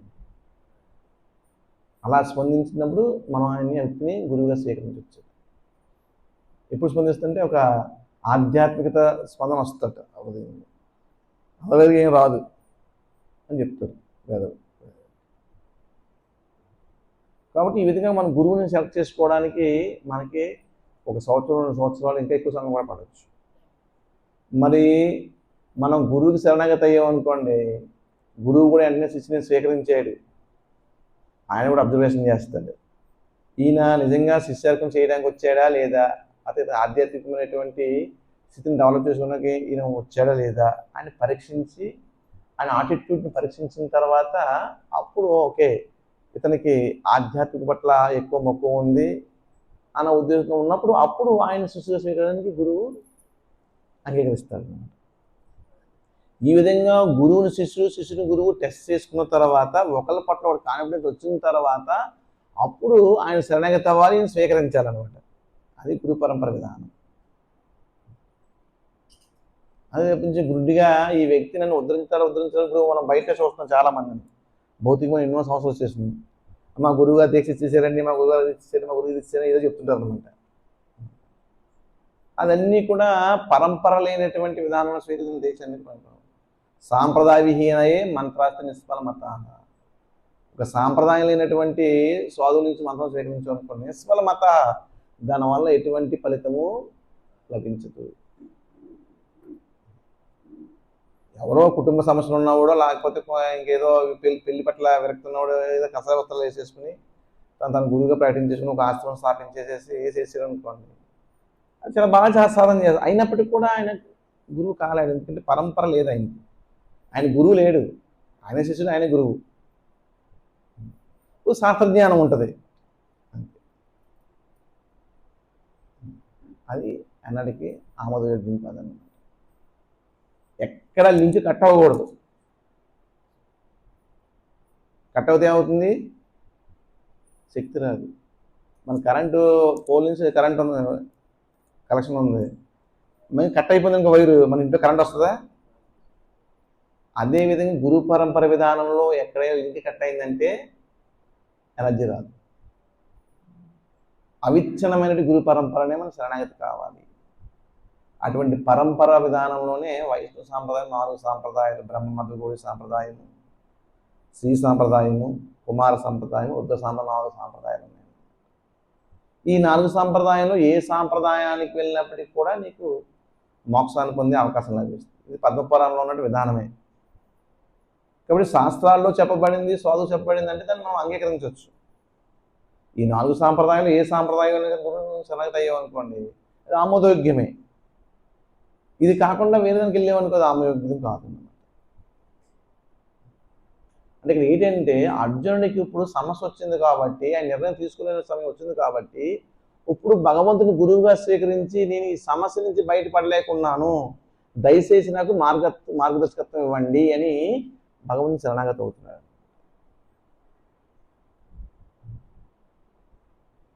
అంటే దీని అర్థం ఏంటంటే మనం ఏది కూడా గురువు యొక్క సహాయం లేకుండా మనకు మనం పరిష్కరించుకోలేం. కాబట్టి గురువు ఆవశ్యకత కంపల్సరీగా ఉండాలనేటువంటి విధానాన్ని ఇక్కడ అర్జునుడు మనకి బోధిస్తున్నాడు. అర్జునుడు ఒక యాంగిల్లో తీసుకోవాల్సిన అవసరం లేదు, ఎన్నో యాంగిల్లో తీసుకోవాలి అర్జునుడు.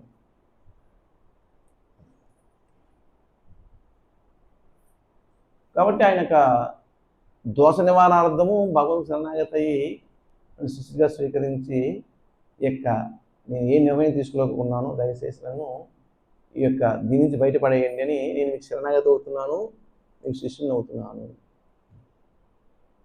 శ్రీ సాంప్రదాయంలో ఒక ఆచార్యులు అంటారు అన్నమాట, శిష్యర్కం అంటే ఏంటంటే అమ్మేసిన పశువులు లాంటిది. శిష్యర్కం అంటే అమ్మేసిన పశువు అంటే ఏంటి? ఇంకా ఆ పశువు స్వతంత్రత ఉండదు, ఆ పశువు యజమాని అలా చెప్తే అలా వినాలన్నమాట. అలాగే మనం గురువు శరణాగతి అయితే మనం కూడా అదే విధంగా మన యొక్క సొంత నిర్ణయం ఏమీ లేకుండా మనము శరణాగతి కావాలన్నమాట గురువు. అది గురు పరంపర యొక్క విధానం. అలా చేసినప్పుడు నీకు గురువు యొక్క శక్తి లభిస్తుంది అన్నమాట. అప్పుడు నువ్వు ఎన్ని విజయాలను సాధిస్తావు, ఎన్ని సాధిస్తావు. గురువు యొక్క సహాయం. ఇప్పుడు కరెంట్ కనెక్షన్ పోయింది, మామూలుగా పవర్ నుంచి కరెంట్ కనెక్షన్ పోయిందన్నమాట. నువ్వు టెంపరీగా జనరేటర్ పెట్టుకుని రన్ చేయొచ్చు, ఆయన మాత్రాన్ని అదేమీ విధానం కాదు. కరెంట్ పోయినా నువ్వు ఇంటికి రన్ చేసేస్తా, ఉదయం కరెంట్ ప్రాబ్లం ఉంది, జనరేటర్ రన్ చేసుకుంటాను అంటావు. కానీ అది విధానం కాదు, ఎందుకంటే నువ్వు జనరేటర్ ఎలా రన్ చేస్తావు. అండ్ అదేవిధంగా ఆ పరంపర కట్ చేసేసుకుని గురువు లేకపోతే ఏంటి నేను చేసుకుంటున్నా సాధన అని వ్యక్తి అనొచ్చు. ఓకే, ఆయన చేసుకోవచ్చు, ఆయన మాత్రాన్ని అది అన్నిటికీ కూడా ఆమోదయోగ్యం కాదు. కట్ అయిందంటే దాని సప్లై ఉండదు, ఇంకంతే అయిపోయింది. అందుకు అవిచ్ఛిన్నంగా ఉండాలి, గురు పరంపర అవిచ్ఛిన్నంగా మనం రన్ అవుతూ ఉండాలి. అప్పుడే మనకి ఉన్నతమైనటువంటి శక్తి లభిస్తుంది, భగవంతుని శక్తి లభిస్తుంది, ఫ్లోయింగ్ అవుతుంది. భగవంతుని శక్తి అలా ఫ్లోయింగ్ అవుతుంది. ఈ విధంగా అర్జునుడు యొక్క కర్పనిరోషం గురించి వివరిస్తున్నాడు అనమాట. ఇక్కడ ఏంటంటే తన ఆధ్యాత్మిక శ్రీకృష్ణుని బోధనలపై అతని విశ్వాసము, శ్రద్ధ అతన్ని నిజమైన ధార్మికుడిగా సూచిస్తుంది. మరి ఇక్కడ అర్జునుడు ఎందుకు శ్రీకృష్ణ భగవాన్ శరణాగతి అయ్యాడు? అదేదో ద్రోణాచార్య దగ్గరకు, కృపాచార్య దగ్గరికి వెళ్ళి గురువర్య ఏంటి నాకు ఈ కర్మ దోషం ఉంది, నాకు ఈ సమస్య నుంచి బయటపడి అడగలేదే. శ్రీకృష్ణ భగవాన్ ఎందుకు అడిగాడు? గురువుగా స్వీకరించాలని ఏం చెప్తున్నాడు అంటే శ్రీకృష్ణ భగవాన్ యొక్క గొప్పతనం ఆల్రెడీ అర్జునుడికి తెలుసు, తన గురువు యొక్క గొప్పతనం తెలుసు, అని అనశక్తిమంతుడు తెలుసు. కాబట్టి ఆయన్ని గురువుగా స్వీకరిస్తే నాకు ఈ సమస్య పరిష్కరించబడుతుంది అంటే పూర్తి కాన్ఫిడెన్స్ అర్జునుడికి ఉంది. అదే ఆయన్ని ఆధ్యాత్మిక ఆరాధన చేస్తుంది అనమాట. అంటే గురువు పట్ల నమ్మకం ఆయన ఆధ్యాత్మిక రూపం చేస్తుంది. అదే వివరిస్తున్నారు అనమాట. ఇక్కడ ఈ గుణములు మరియు వాటితో పాటు తన ఆధ్యాత్మిక శ్రీకృష్ణ బోధనపై అతని విశ్వాసము, శ్రద్ధ అతన్ని నిజమైన ధార్మికునిగా సూచిస్తుండెను. కనుకనే ఇక్కడ అర్జునుడి ముక్తికి అర్హుడని స్పష్టంగా నిర్ధారించబడెను. ఇంకోటి అంటే అర్జునుడికి ఇంద్రియ నియంత్రణ గురించి వివరిస్తూ ఉన్నారు. అర్జునుడికి దేని పట్ల ఆసక్తి లేదు, భోగం పట్ల కానీ దాని పట్ల ఆసక్తి లేదు. ఈ రాజ్యం వస్తే మనం సుఖం రాజసుఖం అనుభవించవచ్చు, ఈ విధమైన భావన ఏమీ లేదు. పూర్తి వైరాగ్యంతో ఉన్నాడు. ఆ వైరాగ్యమే అతను ఆధ్యాత్మిక వ్యక్తిగా మారడానికి ఒక అర్హత. వైరాగ్యం ఏమొస్తుంది మనకి? మనం కాశీ వెళ్ళాం, నీకు వైరాగ్యం రావాలని నీకు ఇష్టమైంది వదిలేని చెప్పారు గంగలోని. మనం ఏముందో ఇష్టమైంది, మనం ఏది తినమో వదిలేస్తాం అంతే. ఏది కష్టమైందో, ఏది ఇష్టం లేదో దాన్ని వదిలేస్తాం. కానీ వైరాగ్యం అంటే అదే కాదు, నీకు అత్యంత ప్రియమైనది అది లేకపోతే ఉండలేననే స్థితిలో చూసావా, దాన్ని వదిలేయాలి వైరాగ్యం అంటే. యుక్త వైరాగ్యము, పలుకు వైరాగ్యము. యుక్త వైరాగ్యం అంటే భగవత్ సంబంధమైన వైరాగ్యం. ఇదంతా భగవంతుడిది, ఇందులో ఏది నాది కాదు, నేను అంతా భగవంతుని సేవలో వినియోగిస్తాను.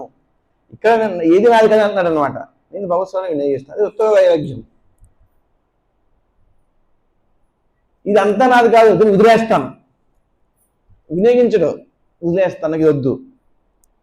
చిల ప్రభుపాద ఏం చెప్తారంటే జోక్ అని, అసలు నీదే కాదన్నప్పుడు వద్దని ఎలాగంటావు? అసలు నీది కాదు ఏది, వద్దని ఎందుకు అంటున్నావు? అది అది అబద్ధమే కదా. ఏది చెప్పు, ఏది మంది? శరీరం మందా, ఆత్మ మందా, భూమి మందా? ఏదైనా నాది అనేది ఉందా చెప్పండి? వస్తువు ఏదైనా మందని వస్తువు ఏదైనా ఉందా? మరి లేదన్నప్పుడు వద్దని ఎందుకంటున్నావు నువ్వు అసలు? అంటే అది అబద్ధ వైరాగ్యం, దొంగ వైరాగ్యం, పొలుగు వైరాగ్యం. కానీ ఇదంతా భగవంతుడిదే, ఇది నాది కాదు, ఇదంతా భగవంతుడి కాబట్టి నేను భగవత్ సేవలో వినియోగిస్తాను అన్నది యుక్త వైరాగ్యం. రూపగోస్వామి వివరిస్తారు యుక్త వైరాగ్యానికి, పొలుగు వైరాగ్యానికి. కాబట్టి రెండాటిలోనూ ఇది నాది కాదనే విషయం ఉంది స్పష్టంగా. రెండు వైరాగ్యంలోని ఇది నాది కాదనే స్పష్టం ఉంది. రెండు వైరాగ్యంలో ఉంటుంది, రెండు వైరాగ్యంలోని ఇది నాది కాదు. కానీ అక్కడ వినియోగించడం అన్నదే ఉత్తమమైన వైరాగ్యం. నీది కానప్పుడు ఎవరిది? ఎవరో చెందింది కదా, ఆ చెందిన వ్యక్తికి దాన్ని వినియోగించడమే నిజమైన వైరాగ్యం. ఈ సృష్టి అంతా భగవంతుడిదే, నువ్వు కూడా భగవంతుడు చెందిన వాడివే.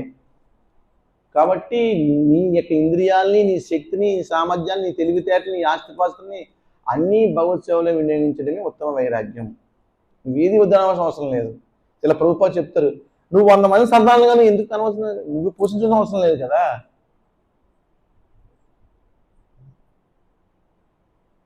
నువ్వు అనంతగా డబ్బు సంపాదించు, భగవత్ సేవ నీది కదన్నప్పుడు ఎంత సుఖం, నీకేం ప్రాబ్లం ఉంది? ప్రభుపాదకి జోక్ కూడా చెప్తారు అనమాట. బ్యాంకులో క్యాషియర్ ఉంటాడు అనమాట. క్యాష్ అంతా అర్థం కాదు, అసలు ₹1 కూడా రాదు కదండి. ₹1 కూడా నాలుగు వదిలేస్తే, రెక్లెస్ కూరుకున్నాడు వదిలేస్తే ఏమవుతుంది? తేడా వస్తే ఏమవుతుంది? జాబ్ పోతుంది. నాది అని ఇంటికి పట్టిపోతే ఇది బ్యాంక్ది, నేను ఇక్కడ దీన్ని జాగ్రత్త చేయాల్సిన బాధ్యత నాకుందని బాధ్యత చేస్తే జాబ్ ఉంటుంది అనమాట. నాదనుకున్న ప్రాబ్లమే, నాది కాదనుకున్న ఉద్దేశించిన ప్రాబ్లమే. ఇక్కడ సేమ్ అంతే. నాది అనుకుని దాని మీద విపరీతం వ్యామోహం పెంచుకుని మనం దాన్ని జీవిస్తున్నా అది తప్పే, నాది కాదనుకుని దాన్ని ఊరికి వదిలేసినా అది తప్పే. కాబట్టి ఏది ఎవరిదో తెలుసుకుని వాళ్ళ యొక్క సేవలో వినియోగించడమే ఉత్తమైన విధానం. రూప కోసం ఏం చెప్తాడు భక్తుల సమస్య, ఇంకో విషయం కూడా చెప్తారనమాట యుక్త వైరాగ్యం గురించి. యుక్త వైరాగ్యం అంటే నీకు భగవత్ సేవకి చేసేటప్పుడు ఒకటి నీకు అస్సలు ఇష్టం లేదన్నమాట, చేయడం అస్సలు ఇష్టం లేదు. కానీ నువ్వు భగవత్ సేవార్థం దాన్ని స్వీకరించాలి. ఒకటి నీకు మహాప్రియం, అవసరమైతే భగవత్ సేవ దాన్ని త్యజించాలి. అది ఉత్తమ వైరాగ్యం అని శిలరూప కోసం వివరిస్తారు, భక్తుల సామర్థ్యం వివరిస్తారు. వైరాగ్యం సేవ వదిలేయడము, సాధన చేయడం కాదు వైరాగ్యం అంటే. మనలో ఉన్నటువంటి దుర్గుణాన్ని వదిలేయాలి వైరాగ్యం. మనకున్న మోహాన్ని వదిలేయాలి, మనకున్న బంధాన్ని వదిలేయాలన్నమాట. అప్పుడే మనకి నిజమైన వైరాగ్యం. ఎందుకు బాధపడుతున్నాం మనం? మనకు పోతేనే కదా బాధపడుతున్నాము. మరి సత్యం తెలుసుకుంటే మనది కాదు. అయినా భక్తుడు కూడా బాధపడచ్చు, కానీ భక్తుడు బాధపడేటప్పటికి కూడా మళ్ళీ వెంటనే జ్ఞానాన్ని చెప్పి తెచ్చుకుని వెంటనే ఆ బాధ నుంచి రికవరీ అవుతాడు అన్నమాట. భక్తుల్లో గొప్పతనం అదన్నమాట. ఆయనకి ఒక సమయంలో రావచ్చు, అయినప్పటికీ కూడా వెంటనే రికవరీ అవుతాడు. రికవరీ వెళ్ళి వెంటనే ఆ భావం నుంచి బయటపడతాడు అన్నమాట. మాయ యొక్క ప్రభావం ఎంత శక్తివంతమైంది ఎవరు అంచనా వేయలేము. అర్జునుడు భగవద్గీత అంతా విన్నాడు, చాలా జ్ఞానాన్ని పొందాడు, చాలా వైరాగ్యాన్ని పొందాడు. కృష్ణుడు చెప్పి నువ్వేం చెప్పినా చేస్తాను కృష్ణ, నాకు ఏమి కలిసి వచ్చినంతవా మీరు దూకివండి దూకేస్తానంటాడు అనమాట. అంత జ్ఞానం వచ్చిందనమాట. కానీ అభిమాని చచ్చిపోయాడు అనమాట. చచ్చిపోతే విపరీతమైన బాధ వచ్చింది, విపరీతమైన క్రోధం వచ్చింది. మరి క్రోధము కామం ఏం చేస్తే మనల్ని ప్రణశ్యతి దేదారు చేస్తుంది. అభిమన్యు ఏదో నావాడనుకున్నట్లుగా అభిమన్యు చనిపోతే వెంటనే శపథం చేసేస్తాడు. అభిమన్యు చంపినటువంటి వ్యక్తిని రేపు సూర్యాస్తమయం లోపల నేను సంవరిస్తాను, సవరించకపోతే నేను అగ్నిప్రవేశం చేసి ప్రాణం తీసుకుంటానని చెప్తాడు అనమాట. మరి అంత జ్ఞాని పొందిన వ్యక్తి ఎందుకు అంత ఆవేశపడ్డాడు అంటే అభిమన్యు చనిపోయిన వెంటనే మళ్ళీ ఆయన మోహానికి గురయ్యాడు. మోహానికి గురైతే ఏ వ్యక్తి ప్రవర్తన అలాగే ఉంటుంది. ఎవరైనా సరే, అర్జునుడే కదా, మనమైనా సరే అలాగే ఉంటుంది. మోహానికి గురైతే ఏం చేస్తాం, మనం పతన స్థాయికే దిగిపోతాం. అర్జునుడు సాధ్యాసాధ్యాలు ఆలోచించకుండా రేపు సూర్యాస్తమయం లోపల సవరించకపోతే నేను అగ్నిప్రవేశం చేస్తాను శపథం చేశాను.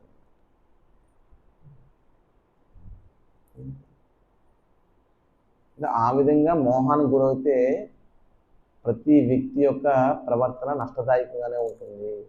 కాబట్టి మనం మోహానికి గురి కాకుండా ఉండేటట్లుగా చూసుకోవాలని నిరంతరం కూడా హరే కృష్ణ కృష్ణ కృష్ణ హరే హరే, హరే రామ రామ రామ హరే. బయట ఉన్నటువంటి వేరే ఆశ్రమాలకి ప్రభుపాద ఆశ్రమాలకు ఉన్నటువంటి వ్యత్యాసం ఏంటంటే, మన ఇస్కాన్ ఆశ్రమంలో మనము ఏదైతే తత్వాన్ని తెలుసుకున్నామో అది జీవితంలో అన్వయిస్తాం, బయట అలా అన్వయించరు. అదే తేడా. ఓన్లీ వింటారు, విన్నంతసేపు ఇదంతా అశాశ్వతము చాలామంది చెప్తుంటారు. ఏమైనా చనిపోయారు అనుకోండి, ఏముందమ్మా అశాశ్వతం, ఎంతో బతికింది, ఎంతో బంగారం ఉండేది, ఆవిడకి చనిపోయింది, ఏం పట్టుకెళ్తుంది కూడతా ఇది అంటారు అనమాట. మళ్ళీ మన్నాడే బంగారం కూడా పెడతారు అనమాట. మా పురుషుడు కూడా అంతే కదా, ఎలా బతికాడు వాడు, ఎలా చచ్చిపోయాడు, అది ఏముంది అది అని ఉంటాను. శ్మశాన వైరాగ్యం అంటారు అనమాట. శ్మశాన వైరాగ్యం మన నిజమైన వైరాగ్యం కావాలన్నమాట. అది ఎప్పుడు శాశ్వతంగా భౌతిక జగత్తు పట్ల వైరాగ్యంతో ఉండాలి. మరి వైరాగ్యంతో ఉండాలని త్యజించమని కాదు అక్కడ. అందుకే యూటిలిటీ ప్రిన్సిపల్ అంటారు ప్రభుపారు. అంటే ఉపయోగించడమే నిజమైనటువంటి దాని మూలం. నువ్వు భగవత్ సేవలో వినియోగిస్తున్నావు అనుకో, నువ్వు ఏం చేసినా అది ఉత్తమం అయిపోతుంది భగవత్ సేవలో వినియోగిస్తుంది. అది ఇది లేదు.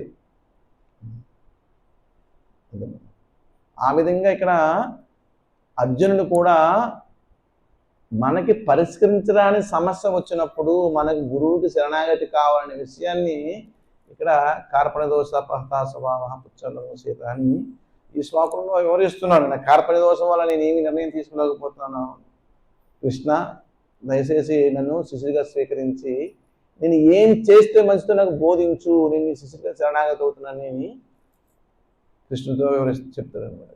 ఆ విధంగా అంటే పరిష్కరించడానికి సమస్య కానీ లేకపోతే ఏదైనా వచ్చినప్పుడు మనం గురువునికి శరణాగతి అవ్వడమే ఉత్తమ విధానం అని అర్జునుడు మనకి బోధిస్తూ ఉన్నాడు. ఈ భగవద్గీతలో మనకి ఎన్నో బోధనలు వస్తాయి. మనం విశ్లేషణాత్మకంగా ఎవరు చూసుకుంటే ఎన్నో రకాల బోధనలు వస్తాయి. అవన్నీ మనము చాలా ప్రాక్టీస్గా దాన్ని తెలుసుకోవాలన్నమాట. ఇప్పుడు పచ్చగడ్డలోంచి నెయ్యి తీయడానికి ఎలాగా సాధ్యమవుతుంది? అది మామూలుగా అర్థం కాదు. ఆ పచ్చగడ్డ ఆవుకి వేయాలి, ఆవు పాలు ఇస్తుంది, పాలను కాయాలి, పెరుగు వస్తుంది, పెరుగు చిల్లితే వెన్న వస్తుంది, వెన్న చిల్లితే నెయ్యి వస్తుంది. కానీ దాని మూలం ఎందులోంచి లెక్కది? పచ్చగడ్డి. పచ్చగడ్డి ఎలాగా చేసేసి పిండితే నెయ్యి వచ్చేది అందులోంచి రాదు. దాని ఒక విధానం ప్రకారం చేస్తే దాంట్లో నెయ్యి వస్తుంది. అదేవిధంగా ఆధ్యాత్మిక చేస్తే ఒక విధానం, అది ఆ విధానం ప్రకారం చేస్తేనే మనకి ఆధ్యాత్మిక జ్ఞానం వస్తుంది. లేకపోతే ఏమి రాదు. పచ్చగడ్డిని తీసుకొని చేతిని పసరు వస్తుంది. అది సిస్టమేటిక్ ప్రాసెస్. జ్ఞాత్వం శాస్త్ర విధానోక్తం. శాస్త్ర విధానోక్తాన్ని తెలుసుకో అర్జున. విధానోక్తం శాస్త్రం, విధానోక్తం విధానం, సిస్టమ్. అందుకు సిస్టమ్ లేకుండా వెళ్ళిపోతే మనకేమీ ఉపయోగం ఉండదు అన్నమాట. అందుకు ఆ సిస్టమ్ గురించి ఇక్కడ అర్జునుడు ఇక్కడ భగవంతుడితో ఆయన అనుసంధానం అవుతున్నాడు. సిస్టమ్ అనేది భగవంతుడి దగ్గర మాత్రం, ఆ సిస్టమే ధర్మం, అది భగవంతుడు మాత్రమే ఉందంటాం. అందుకు ఆయన శరణాగతి అయితే ఆ యొక్క ధర్మం కూడా మనకి కనెక్టివిటీ అవుతుంది. హరే కృష్ణ. ఏమైనా సందేహాలు ఉన్నాయా?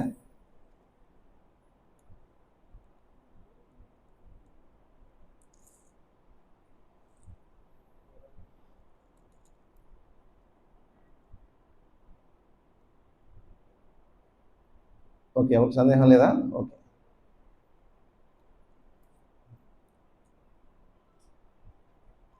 ఓకే, శిల ప్రభుపాదుల వారి యొక్క అనుగ్రహం ద్వారా ఏంటంటే మనం ఒక సిస్టమేటిక్ డివోషనల్ సర్వీస్లోకి వచ్చాం ఇస్కాన్ సంస్థ.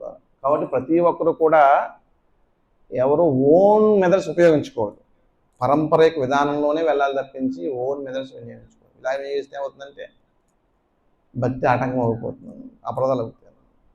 కాబట్టి పరంపర విధానం ప్రకారమే మనము నడుచుకోవాలి. తెలియకపోతే మనం గురువు యొక్క సూచనలు తప్పించి నేను చేసింది కరెక్ట్ అన్న భావంతో మనం తీసుకోకూడదు. తీసుకోవడం ఏమవుతుందంటే తప్పు జరుగుతుంది, నష్టం జరుగుతుంది. కాబట్టి ప్రతి ఒక్కరు కూడా ఇస్కాన్ అంటే ఒక ఆధ్యాత్మిక భావతో సిస్టమేటిక్ విధానం, ఎడ్యుకేటెడ్ విధానం అన్నమాట. దాన్ని ప్రతి ఒక్కరు తెలుసుకుని దాన్ని శ్రద్ధగా ఆచరించాలి. సిస్టమ్ అంటే అందరికీ అప్లై అవుతుంది, ఒకరికే కాదు, అందరికీ అప్లై అవుతుంది. ప్రతి ఒక్కరు కూడా ఆ విధంగా వ్యవహరించాలి. ఇలా ప్రభుపాదుల వారు ఎంత సిస్టమేటిక్గా ఉండేవారంటే, ప్రభుపాదుల దగ్గరికి వచ్చేటప్పుడు ఎవరైనా చెంగి మూతేసుకొని వచ్చారు అనుకోండి, నువ్వేంటి విభజన చేయని వచ్చేవి ఇక్కడికి ఏమన్నా అని అడిగొచ్చు ప్రభుపాదులు. అదే చెంగి మూతేసుకోవడం అనేది స్త్రీ యొక్క లక్షణం, అది ఒక ఆధ్యాత్మిక విధానం. అది అలా మూతేసుకోవడం వస్తే ఏంటి, సౌందర్య ప్రదర్శన ఉంటుంది. ప్రభుపాద దానికి అంగీకరించారు కదా అసలు. ప్రభు చూసి మాతాజీ సెపరేట్గా కూర్చోవాలి ఏం చెప్పారు ప్రభుత్వం చెప్పారంటే, అగ్ని దగ్గరికి వెన్న వెళ్తే కరగకుండా ఉంటుందా? ఇటువంటి దాని స్వభావం కోల్పోతుంది. అదేవిధంగా స్త్రీ పురుషుల యొక్క సన్నిహిత్వంలో కూడా ఆ పవిత్రత కోల్పోతుందని చెప్తారు ప్రభుత్వాలు. అందుకు ఎవరి రెస్ట్రిక్షన్స్ వాళ్ళు పాటించాలి. ఇక్కడ అగ్ని ఎవరో వెన్న ఎవరు?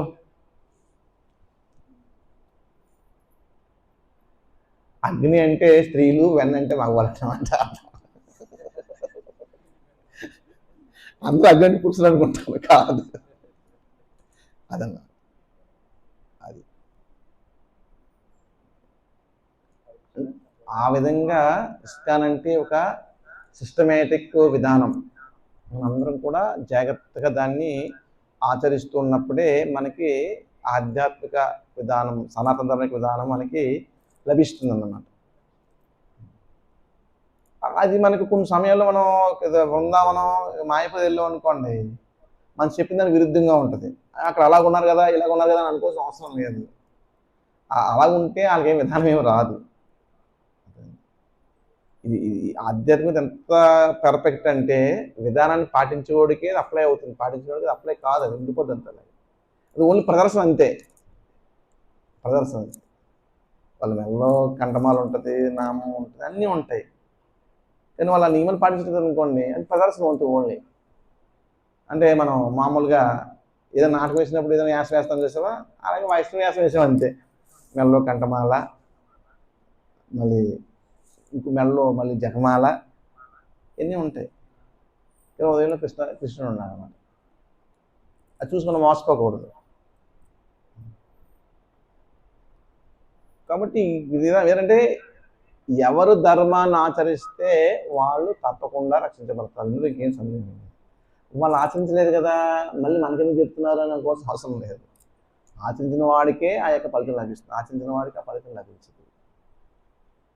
కాబట్టి ప్రభుత్వం ఏం చెప్తారంటే, మీరు పేజీలు అయిపోయిన ఎప్పుడు కూడా ఉదాహరణగా తీసుకోకండి, అన్ని ఎగ్జాంపుల్గా తీసుకోకండి. పేజీ అయిపోవడాన్ని బాగా మార్కులు సంపాదించి ఉన్నవాడిని ఎగ్జామ్గా తీసుకోండి. అంటే బాగా సిస్టాన్ని పాటించుకొని ఎగ్జామ్గా తీసుకొని తప్పించి పాటించమని ఎగ్జామ్గా తీసుకోవాలి, ఎందుకు చెప్పలేదు విధానం తీసుకోకండి అంటారు ప్రభుత్వాలు. మన పిల్లలు చెప్తాం, ఎవరన్నా ఫెయిల్ అయిపోయి చూసి ఆటలో ఉండని చెప్తే ఎవరికైనా చెప్తాము మనం ఎవరన్నా? అది చెప్పం కదా. బాగా ఫస్ట్ ర్యాంక్ వచ్చిన ఆడకలా చదవాలి, ర్యాంక్ రావాలని అంటాం. అలాగే ఉత్తమ వైష్ణవం చూసి ఆదర్శవంతంగా ఉండాలనుకోవాలి తప్పించి పేరు పని చూసి అలాగుంటే మేము అలాగుంటే తప్పేంటి అనుకుంటే అది పేర్లు అయిపోయాడు. అంతే ఉత్తమమైన వైష్ణవం మనం ఆదర్శవంతంగా తీసుకోవాలి. పేర్లు అటువంటి పురుషులు కూడా ఉంటారు. అవసరం లేకపోతే వెళ్ళి మాతాజీతో మాట్లాడటము, వాళ్ళ దాని దగ్గర ఏం చేస్తుంటారు పురుషులు కూడా. అంటే వ్యామోహంతో ఉంటారన్నమాట, నిరంతరం మాతాజీతో ఉంటారన్నమాట. అవన్నీ సిస్టమేటిక్ ప్రాసెస్ కాదన్నమాట ప్రభుత్వం చెప్పిన ప్రకారం. ఓకే, భక్తి కలిసి భక్తి చేయొచ్చు, అది వేరే సంగతి. కలిసి ఇద్దరు సేవలు చేయొచ్చు. కానీ సేవ లేనప్పుడు కూడా కొంతమంది ఏంటంటే మాతాజీ దానికి ఎక్కడ మాట్లాడుతున్నాను చేస్తుంటారు, నాతో ఉపయోగానికి మాట్లాడుతున్నాను ఎక్కడ చేస్తుంటారు. దాన్ని సిస్టమ్ కాదు అది. సేవ చేసిన మాత్రమే ఆ రిజిస్ట్రేషన్ అయిపోయిన వెంటనే మళ్ళీ మాతాజీలు వేరు, మనకు అవసరం లేకపోతే వాళ్ళతో మాట్లాడాల్సిన అవసరం లేదు. ఈ ప్రభుత్వం ఇన్ని రకాలైన రూల్స్ ఎందుకు పెట్టారంటే పెట్టకపోతే ఈరోజు ఇసుకని ఇక్కడ దగ్గర రాదు. ప్రభుపాదులు వారు ఇస్కాన్ ఎస్టాబ్లిష్ చేసిన తర్వాత ఒక శిష్యుడు చెప్తాడు అనమాట, ప్రభుపాద్ మీకు చాలా వాక్చాతుర్యం ఉంది, మీకు చాలా ఉన్నాయి, మీరు 4 నియమాలు చెప్పారు కదా, 4 నియమాల్లో కొద్దిగా ఎగ్జామ్షన్ ఇవ్వండి, కొద్దిగా కొద్దిగా ఎగ్జామ్షన్ ఇవ్వండి, మీకు 1000 మందిని తీసుకొస్తాను అంటారు అనమాట ఆ శిష్యుడు. ప్రభుపాద్ చెప్తారు అసలు no exemption. First of all నేనేమి జనం గురించి ధనం గురించి రాలేదు ఇక్కడికి, వ్యాపారం అసలు రాలేదు. నేను భగవంతుని యొక్క తత్వాన్ని బోధించడానికి వచ్చాను. ఆ భగవతత్వాన్ని ఒకడు ఆలోచించినా సరే నేను సక్సెస్ అనుకుంటాను తప్పించి జనం ఎక్కువ నాకు అవసరం లేదు. ప్రభుపాదుల వారు అంత పవిత్రమైన స్థితిలో చేశారు కాబట్టే మనం ఈరోజు ప్రభుపాదుల వారి గురువు భక్తిసిద్ధాంత మహారాజ్. భక్తిసిద్ధాంత మహారాజు ఆయన అప్పటికి 60 సంవత్సరాల వయసు ఉంటుంది అనమాట. ఒక 15 సంవత్సరాలు 16 సంవత్సరాలు ఒక అమ్మాయి వచ్చి ఆయన్ని ప్రభుపాద్ అంటారు అనమాట. ప్రభుపాద్ అంటే భగవంతుని పాదప శరణాగతం ప్రభుపాద్ అంటారు అనమాట. ప్రభుపాద్ మీతో పర్సనల్గా మాట్లాడాలంటారు అనమాట అమ్మాయి. దానికి భక్తిసిద్ధాంత మహారాజు అంగీకరించదు. అరే నేను సన్యాసిని, పర్సనల్గా మాట్లాడాల్సిన అవసరం ఉంది, నువ్వు ఓపెన్లో మాట్లాడంటారు అనమాట. ఇప్పుడు అమ్మాయి ఏమంటుందంటే, ప్రభుపాద్ మహారాజ్ నేను మీకు మనవరాల వరుస అవుతాను, మీరు తాత వరుస అవుతారు, ఏకాంతం మాట్లాడితే ఏంటి ప్రాబ్లం అంటారు అన్నమాట. నువ్వు మనవరాలవైనా మదరవైనా నువ్వు స్త్రీదే కదవా అంటారు మహారాజ్. నువ్వు స్త్రీవి, నేను పురుషుని. సన్యాసి ఎప్పుడు స్త్రీతో ఏకాంతంగా కలగకూడదు, అది నియమం, నియమం ఉల్లంఘించను నేను అంటారు మహారాజ్. ప్రభుపాద్ అంతే. ప్రభుపాద్ దగ్గరకు వచ్చి ఒక కన్ని పిల్ల ఏమంటుందంటే ఐ మ్యారీ ప్రభుపాద్ అంటారు అనమాట. అంటే అమెరికలో కామన్ అది ఆ రోజుల్లో కూడా. వయసులో ఉన్న అమ్మాయి ముసలాన్ని పెళ్లి చేసుకుంటుంది, వాళ్ళ ఇష్టం అదంతే. మళ్ళీ తర్వాత విడిపోతారు, వేరే సంగతి. అదే ఈరోజు భక్తివినోద్ ఠాకూర్ యొక్క ఎపిరియన్స్ డే. ఈరోజు భక్తివినోద్ ఠాకూర్ పరమ ఆచార్యులు, మనకున్నటువంటి ఆచార్యుల క్రమంలో చూస్తాం. చాలా చాలా గొప్ప ఆచార్యులు. భక్తిసిద్ధాంత సరస్వతి మహారాజ్ యొక్క తండ్రి ఆయన గొప్ప గృహస్థ భక్తులకి మంచి ఉదాహరణ అన్నమాట. ఆయన ఒక జడ్జి అంటే చాలా పవర్ఫుల్ జాబు, చాలా వర్కున్న జాబ్ అన్నమాట. ఆయన ఆ జాబ్ చేసుకుంటూ గృహస్థగా ఉంటూ భక్తిని ప్రసారం చేస్తూ ఉండేవారు. రోజుకి 32 మార్లు జపం చేసేవారు. ఆయన రోజు శాస్త్రాన్ని తర్జుమా చేసేవారు. రోజుకి ఎవరు పరిశీలించలేనటువంటి కేసులు ఆయన పరిశీలించేవారు అన్నమాట. మిగతా జడ్జిలు 4 పరిశీలిస్తే 16-20 కేసులు పరిశీలించేవారు అన్నమాట భక్తివినోద్ ఠాకూర్ వారు. ఆయన చైతన్య మహాప్రభు మూమెంట్ని ముందుకు తీసుకెళ్ళడానికి భగవంతుని యొక్క ఆజ్ఞ మేరకు వచ్చారు ఆయన. అప్పుడు చైతన్య మహాప్రభు మూమెంట్ చాలా దారుణంగా ఉంది. అప్పుడు ఇలా లేదు మూమెంట్ ఏమీ, చాలా దారుణాతి దారుణంగా ఉందన్నమాట ప్రవర్తన, వ్యక్తుల యొక్క ప్రవర్తనలో. చైతన్య మహాప్రభు పేరు చెప్పి నానా రకాలైనటువంటి అధర్మాలు చేస్తున్నారన్నమాట విధానంలో. దాన్ని సరిదిద్దడానికి భక్తివినోద్ ఠాకూర్ వారు వచ్చారు. ఆయన జడ్జిగా ఉన్నాడు. ఎంతోమంది బాబాలు వీళ్ళందరూ కూడా మోసం చేస్తూ, స్త్రీలను వశపరుచుకుని అనేక రకాలు చేస్తూ మంత్రతంత్రాలు ఉపయోగిస్తూ ఎంతో మభ్యపెట్టి ఇదే కృష్ణ చైతన్యం అనేటువంటి ఫీలింగ్ తీసుకొచ్చారు.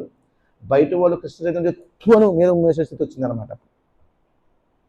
అంత దారుణ స్థితిలో ఉండి చైతన్య మహాప్రభు మూమెంట్. ఎందుకంటే చైతన్య మహాప్రభు సద్గోసం అందరూ పరమపదించిన తర్వాత మూమెంట్ కొన్ని సంవత్సరాల్లో చాలా దుర్బలతను గురైంది అన్నమాట. చైతన్య మహాప్రభు పేరు చెప్పి అందరూ నానా రకాల వేషాలు వేసేవారు అన్నమాట. దాన్ని సరిదిద్దడానికి భక్తివినోద్ ఠాకూర్ మహారాజ్ వచ్చారన్నమాట. ఆయన జడ్జి అధికారం ఉపయోగించి ఈ బాబాలని గేబాలందరినీ కూడా జైల్లో పడేసేసి అందరినీ బయట తోరేసారు అన్నమాట. ఒక బాబా అయితే ఏకంగా ఆయన మంత్రోచ్చరణ చేస్తుంటే భక్తుల ఠాకూర్ శక్తి తగ్గిపోయేది, ఆయన నీరసం వచ్చేసేది అనమాట. ఆయన కదలపోయేవాడు, అంత అలా ఉండేది అనమాట. చివరికి అది తెలుసుకుని భక్తుల ఠాకూర్ చేస్తుంటే ఆ బాబాకి గుండె చేస్తాడు అనమాట. గుండె చేత శక్తులు పోతాయి, ఆ జుట్టులో శక్తులు ఉంటాయి అనమాట. సాధువులు గడ్డల మీద వేసుకుంటారంటే ఆ గడ్డల వేసుకుంటే తాంత్రిక శక్తులు ఉంటాయి అన్నమాట. ఆ విధంగా ఎన్నో రకాలైనటువంటి అది చేసి చైతన్య మహాప్రభు యొక్క బర్త్ ప్లేస్ అన్ని కనిపెట్టి అని ఒక రూపాలు రప్పించి సనాతన ధర్మాన్ని తిరిగి ఎస్టాబ్లిష్మెంట్ చేసి ఎన్నో శాస్త్రాలు తర్జుమా చేసి ఆయన రోజు ఆయన దైనందిక కార్యక్రమం ఏంటంటే రోజు 8 గంటలకు పడుకునేవారు. ఆయన మళ్ళీ 12 గంటలకు లేచేవారు, స్నానం చేసుకుని మళ్ళీ 4 గంటలకు 32 మాలలు చేసుకునేవారు. 32 మాలలు చేసేసుకుని తర్వాత విగ్రహారాధన భక్తి పూజను చేసేసుకుని కొద్దిగా ప్రసాదం తిని తన జడ్జి డ్యూటీకి వెళ్ళిపోయారు. జడ్జి డ్యూటీ అయిపోయిన తర్వాత మళ్ళీ ఇంటికి వచ్చి కొంచెంసేపు మళ్ళీ శాస్త్రాలు రచించి అని చేసి మళ్ళీ ఎక్కడన్నా ఆధ్యాత్మికమైన సమస్యలను పరిష్కరించి చేసి మళ్ళీ ఎక్కడ శాస్త్ర పఠనం చేసి మళ్ళీ కొద్దిగా ఏదో ప్రసాదం తిని మళ్ళీ పడుకునేవారు అన్నమాట. అలా డైలీ కర్మ అలా చేస్తూ ఉండేవారు అన్నమాట. చేస్తూ ఎన్నో శాస్త్రాలను తర్జుమా చేశారు. చేసిన తర్వాత ఆయన భగవంతుని జగన్నాథ్ ప్రార్థిస్తాడు. అప్పటికి ఆయనకి 10 మంది సంతానం ఉన్నారు అన్నమాట, మగపిల్ల ఆడపిల్ల కలిపి. ఏ జగన్నాథ, నాకు ఒక మంచి పుత్రుడు కావాలి, ఆ పుత్రుడు నిష్ఠాగరిష్ట బ్రహ్మచారి ఉండాలి, ఈ ఆధ్యాత్మిక తత్వాన్ని పైకి తీసుకెళ్ళగలగాలి, దీన్ని పునర్జీవితం చేయగలగాలి, అటువంటి పుత్రుడు నాకు ప్రసాదించని జగన్నాథ్ ప్రార్థిస్తే పుత్రుడు పుడతాడు. ఆయన భీమన ప్రసాద్ భక్తి సిద్ధాంత సరస్వతి మహారాజ్, మన ప్రభుపాద గారి యొక్క డిసైపుల్. ఆయన సింహ గురువు అంటారు అన్నమాట. ఆయన మన ఇస్కాన్ మూమెంట్ అంటే మనం ఇప్పుడు అంటున్నాం, కానీ చైతన్య ప్రభు మూమెంట్ని ఒక స్థాయికి తీసుకెళ్లారనమాట. ఆయన తిరిగి పునరుద్ధరింప చేశారన్నమాట. ఆయన భక్తి వినోద్ ఠాకూర్ వారి వల్ల, భక్తి సిద్ధాంత మహారాజు వల్లే, శిల ప్రభుపాదుల వల్లే ఈరోజు మనం ఇస్కాన్ కృష్ణ చైతన్య మార్గాన్ని చెప్పుకోగలుగుతున్నాము, ఆచార్యుల వల్ల. అంత గొప్ప ఆచార్యులు భక్తి వినోద్ ఠాకూర్. ఆయన బ్రిటిష్ వారి కాలంలో ఆయన జడ్జిగా పనిచేసేవారు. ఇప్పుడు మనం మాయాపూర్ వెళ్తూ ఉంటుంది, ఆయన ఇంటి వరకు కూడా ఆయన వెళ్ళడానికి ఒక ట్రైన్ పెట్టి ట్రాక్ వేసారన్నమాట. అంటే దాన్ని బట్టి భక్తి వినోద్ ఠాకూర్ యొక్క శక్తి చూడండి, ఆయన గొప్పతనం చూడండి. అంత ఆయన ఇంటికి ఒక ట్రైన్ వచ్చింది, ఆ ట్రైన్ మీద వెళ్ళివాడు అనమాట ఆయన కోర్టుకి, బ్రిటిష్ వారి సమయంలో. ఇప్పటికే ఆ ట్రాక్ ఉంటుంది అక్కడ భక్తి వినోద్ ఠాకూర్ ఇంటి దగ్గర.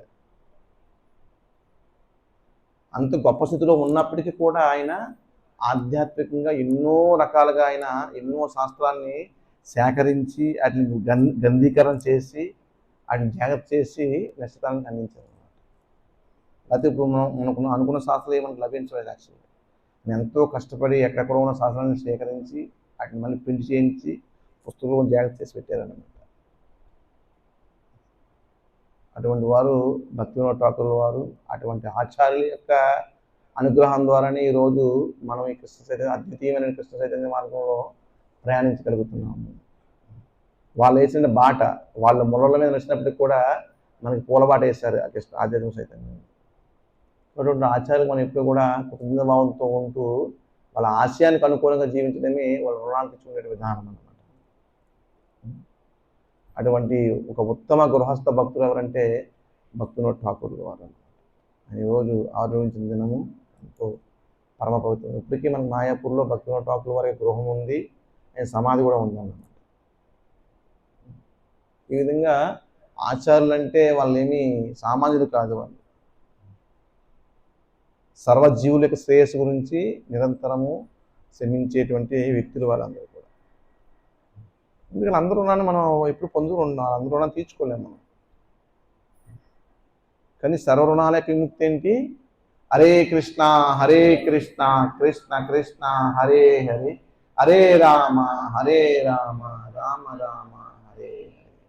మనం ఈరోజు కృష్ణ చైతన్యంలోకి వచ్చాం. మనకి శరీరం ఇచ్చిన తల్లిదండ్రులు రుణపడి ఉన్నాం. మన తల్లిదండ్రులు మన శరీరం ఇవ్వలేదు అనుకోండి, మన కృష్ణ రాలేము కదా. ఆ రుణాన్ని ఎలా తీర్చుకుంటాం? తీర్చుకోలేము.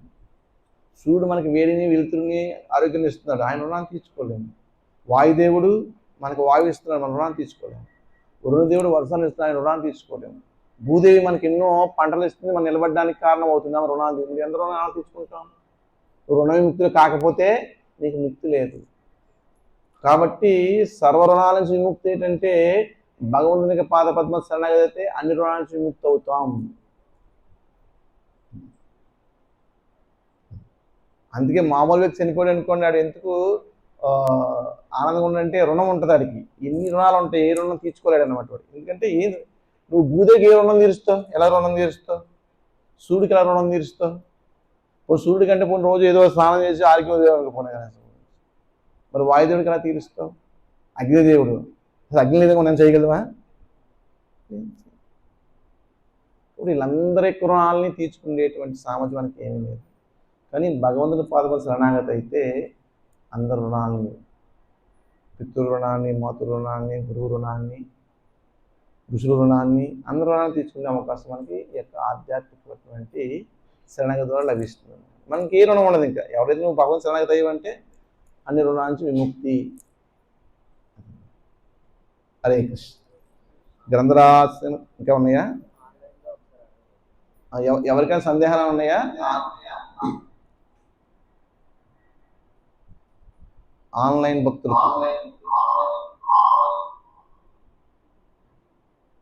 హరే కృష్ణ.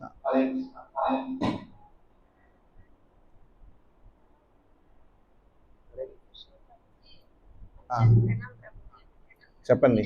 ప్రభుజీ ఏమంటే ప్రభుజీ కృష్ణుడికి చేస్తే పంచయజ్ఞాలు చేసినట్టే అని చెప్పారు కదా ప్రభుజీ. మరి మళ్ళీ మా పిల్లల పెళ్లి రోజు, మా పిల్లల పుట్టినరోజు, మా పితృదేవతలు సంవత్సరీకం రోజు ఇలాగా మళ్ళీ చేస్తున్నారు. అది అలా చెయ్యాలా ప్రభుజీ? అవసరం లేదండి. ఇప్పుడు ప్రభుపాలు చెప్తారు భగవద్ స్కందంలో, అసలు ఏ జీవుడు కూడా జన్మదినం జరుపుకోకూడదు. జన్మదినం జరుపుకోవడం అన్నది భగవంతుడు ఉన్నదానికి వ్యతిరేకం, అపరాధం అన్నమాట. మనం పుట్టినరోజు జరుపుకుంటాం కదా. ఇంకోటి పుట్టినరోజు కూడా పులిస్ సెలబ్రేషన్ అంటారు. పులిస్ సెలబ్రేషన్. మీరు వ్యాపారం చేస్తారనుకోండి, మీకు నష్టం వస్తే బాగా బాగా నష్టం వచ్చిందని అందరూ రండి, ఈరోజు బాగా నష్టం వచ్చింది, నేను మీకు అందరూ పార్టీ ఇస్తానంటే అందరూ ఏమంటారు? నవ్వుతారా నవ్వరా? నవ్వుతారా నవ్వరా? పుట్టిన కూడా అటువంటిదే. మనకి ఉదాహరణకు 70 సంవత్సరాల వయసు భగవంతుడు కేటాయించాడు అనుకోండి, మనం 30 సంవత్సరాలు కోల్పోయాం, 30 సంవత్సరాలు కోల్పోవడం రెడీ అవుతున్నాం అనమాట. దాన్ని సెలబ్రేట్ చేసుకుంటుంది మనం. యాక్చువల్గా పుట్టినరోజు అంటే ఏంటంటే మనం వయసు పెరుగుతుంది. వయసు పెరుగుతుంటే ఆయుష్ తగ్గుతుంది. ఆయుష్ తగ్గుతుంటే మనం ఏం చేస్తున్నాం? దాన్ని హ్యాపీగా నా ఆయుష్ తగ్గింది అంత హ్యాపీ చేసుకుంటాం అనమాట. అసలు విరుద్ధం అది యాక్చువల్గా. అప్పుడు ఏం చేయాలంటే, అరే నేను అప్పుడే నాకు 30 సంవత్సరాలు వచ్చేసినాయా, అంటే నేను పుట్టి 30 సంవత్సరాలు అయిందా, అరే నేను ఏం సాధించాను అని బాధపడాలి తప్పించి నాకు 31 సంవత్సరం వస్తుంది, నాకు 30 సంవత్సరం ఆనందిస్తూ ఉంటావు. అంటే నువ్వు 30 కోల్పోయావు, 31 కోల్పోవడానికి రెడీ వచ్చేసింది. దాన్ని నువ్వు సెలబ్రేషన్ చేసుకున్నావు అనమాట. నేను 30 రూపాయలు లాస్ పోయాను, ఇంకా 31 రూపాయలు లాస్ పోతున్నా అని చెప్పుకోవడం అనమాట బర్త్డే అంతే. మరి అది పులీస్ సెలబ్రేషనా లేకపోతే ఏం సెలబ్రేషన్? వైస్ సెలబ్రేషనా? Police celebration. అప్పుడు ఏం చేయాలంటే మనం భగవంతుని ప్రార్థించాలి, స్వామి నీ యొక్క అనుగ్రహం ద్వారా మానవజన్మ లభించింది, నాకు ఎంత వయసు వచ్చినప్పటికీ కూడా నాలో ఆధ్యాత్మికత ఏమీ రాలేదు, దయచేసి అనుగ్రహించని భగవంతుని శరణాగతి కావాలి. అది నిజమైనటువంటి పుట్టినరోజు సెలబ్రేషన్ అన్నమాట. కేకు పన్నీర్ కూర ఆ స్వీట్ ఈ స్వీట్ చేసి అన్నం చేసేసి హ్యాపీ బర్త్డే నువ్వు పోయి ఓ అనుకుంటే అది ఇండైరెక్ట్లో మనం లాస్ పోతుంటే మనం అవతల లాస్ పోతుంటే కంగ్రాచులేషన్స్ నీకు బాగా లాస్ వచ్చింది కదా అన్నాడు మనకి. అవునవును నాకు బాగా లాస్ వచ్చిందండి, నాకు 30 సంవత్సరాలు వచ్చిందని అట్లా. అంటే అదే భౌతికత్వానికి అదే వ్యత్యాసం అదే అన్నమాట. భౌతికత్వంలో ఒక మనకు కనిపిస్తుంది అంతా కాదు, ఆధ్యాత్మికం నిజమైన కనిపిస్తుంది. ఈ మ్యారేజ్ డే అది ఒక డ్యామేజ్ డే అందరికీ, మగవాళ్ళకి ఆడవాళ్ళకి కూడా. దాన్ని మనం ఊరికే డ్యామేజ్ అయిందని సెలబ్రేషన్ చేసుకుంటామని చెప్పండి.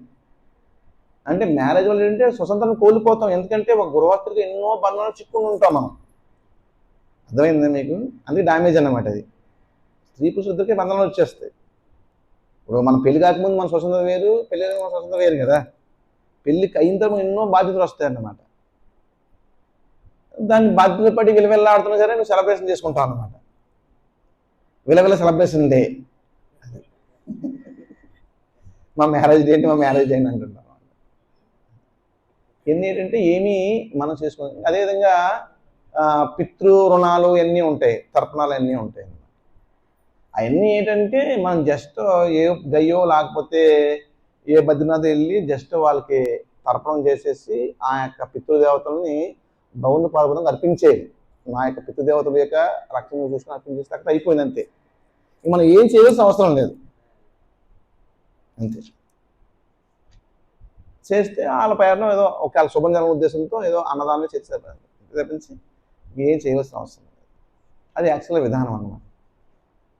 అందుగురించి మనం చేస్తుంది మనం ఏదో భగవంతు ప్రసాదం అర్పించాం, అర్పించిన ప్రసాదం ఒక పితృదేవతలు పెట్టాం, ఆనందిస్తారు.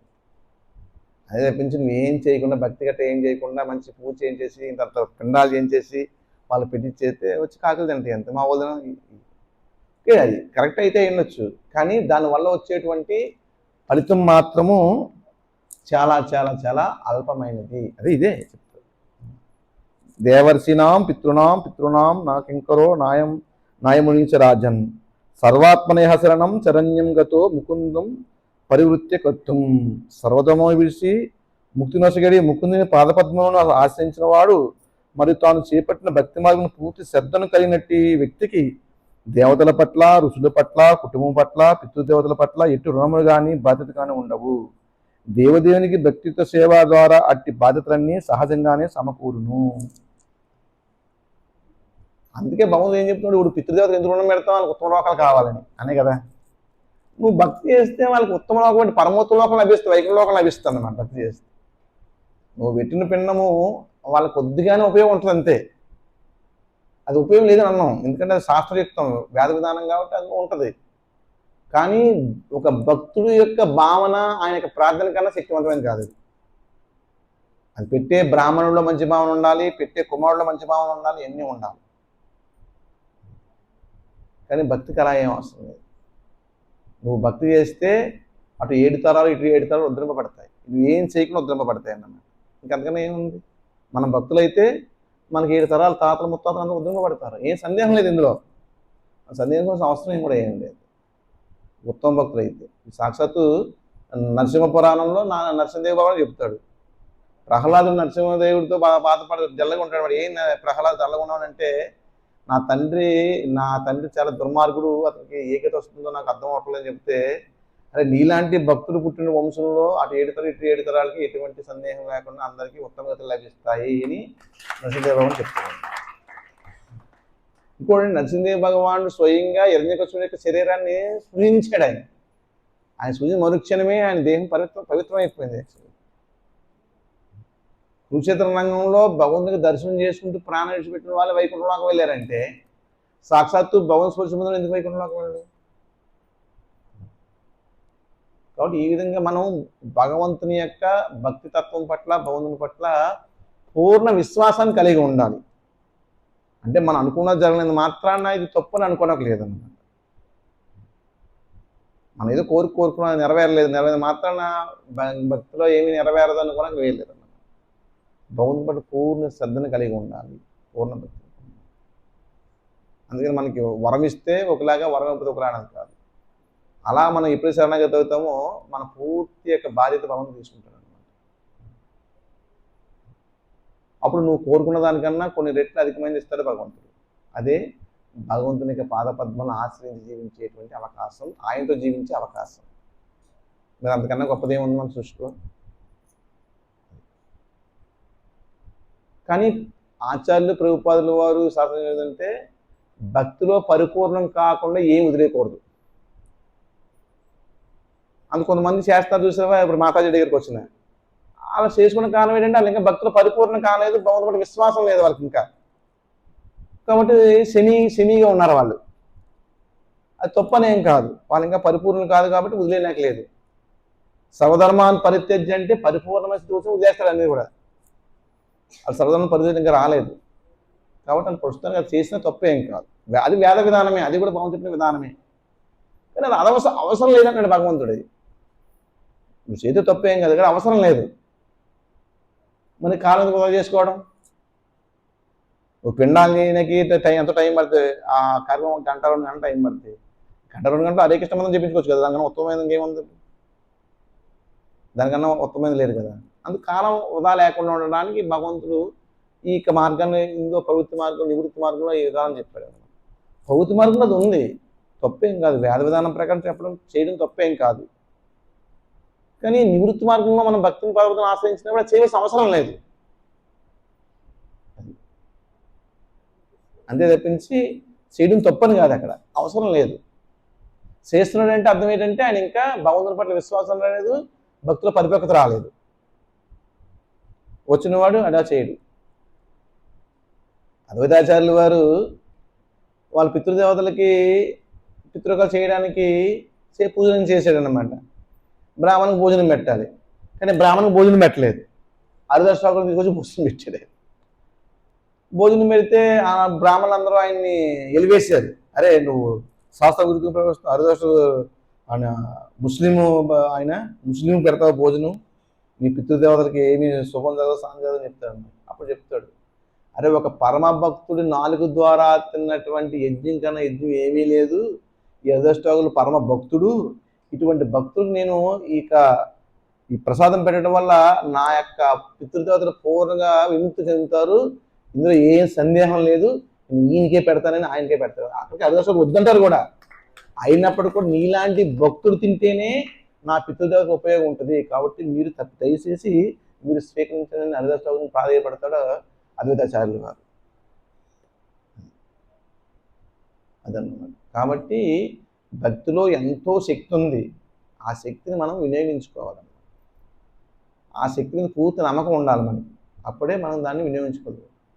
ఇలా చేయకపోతే తప్పు అయిపోద్దాము, ఇలా చేయకపోతే పాపం అయిపోద్దాము, ఇలా చేయకపోతే నరకానికి వెళ్ళిపోతాము అని కృష్ణ భక్తుడు కూడా అనుకున్నామంటే నువ్వు ఇంక విశ్వాసం లేదు నీకు.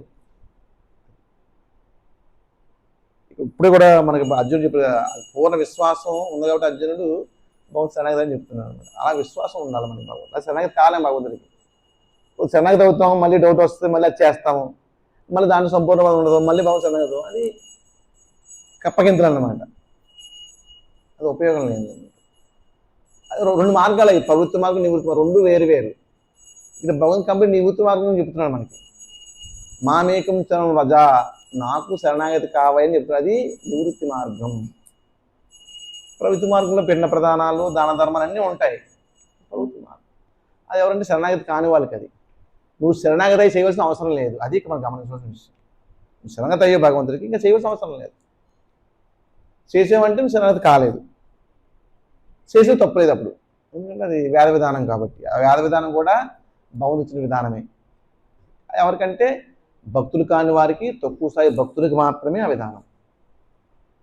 హరే కృష్ణ. చెప్పండి.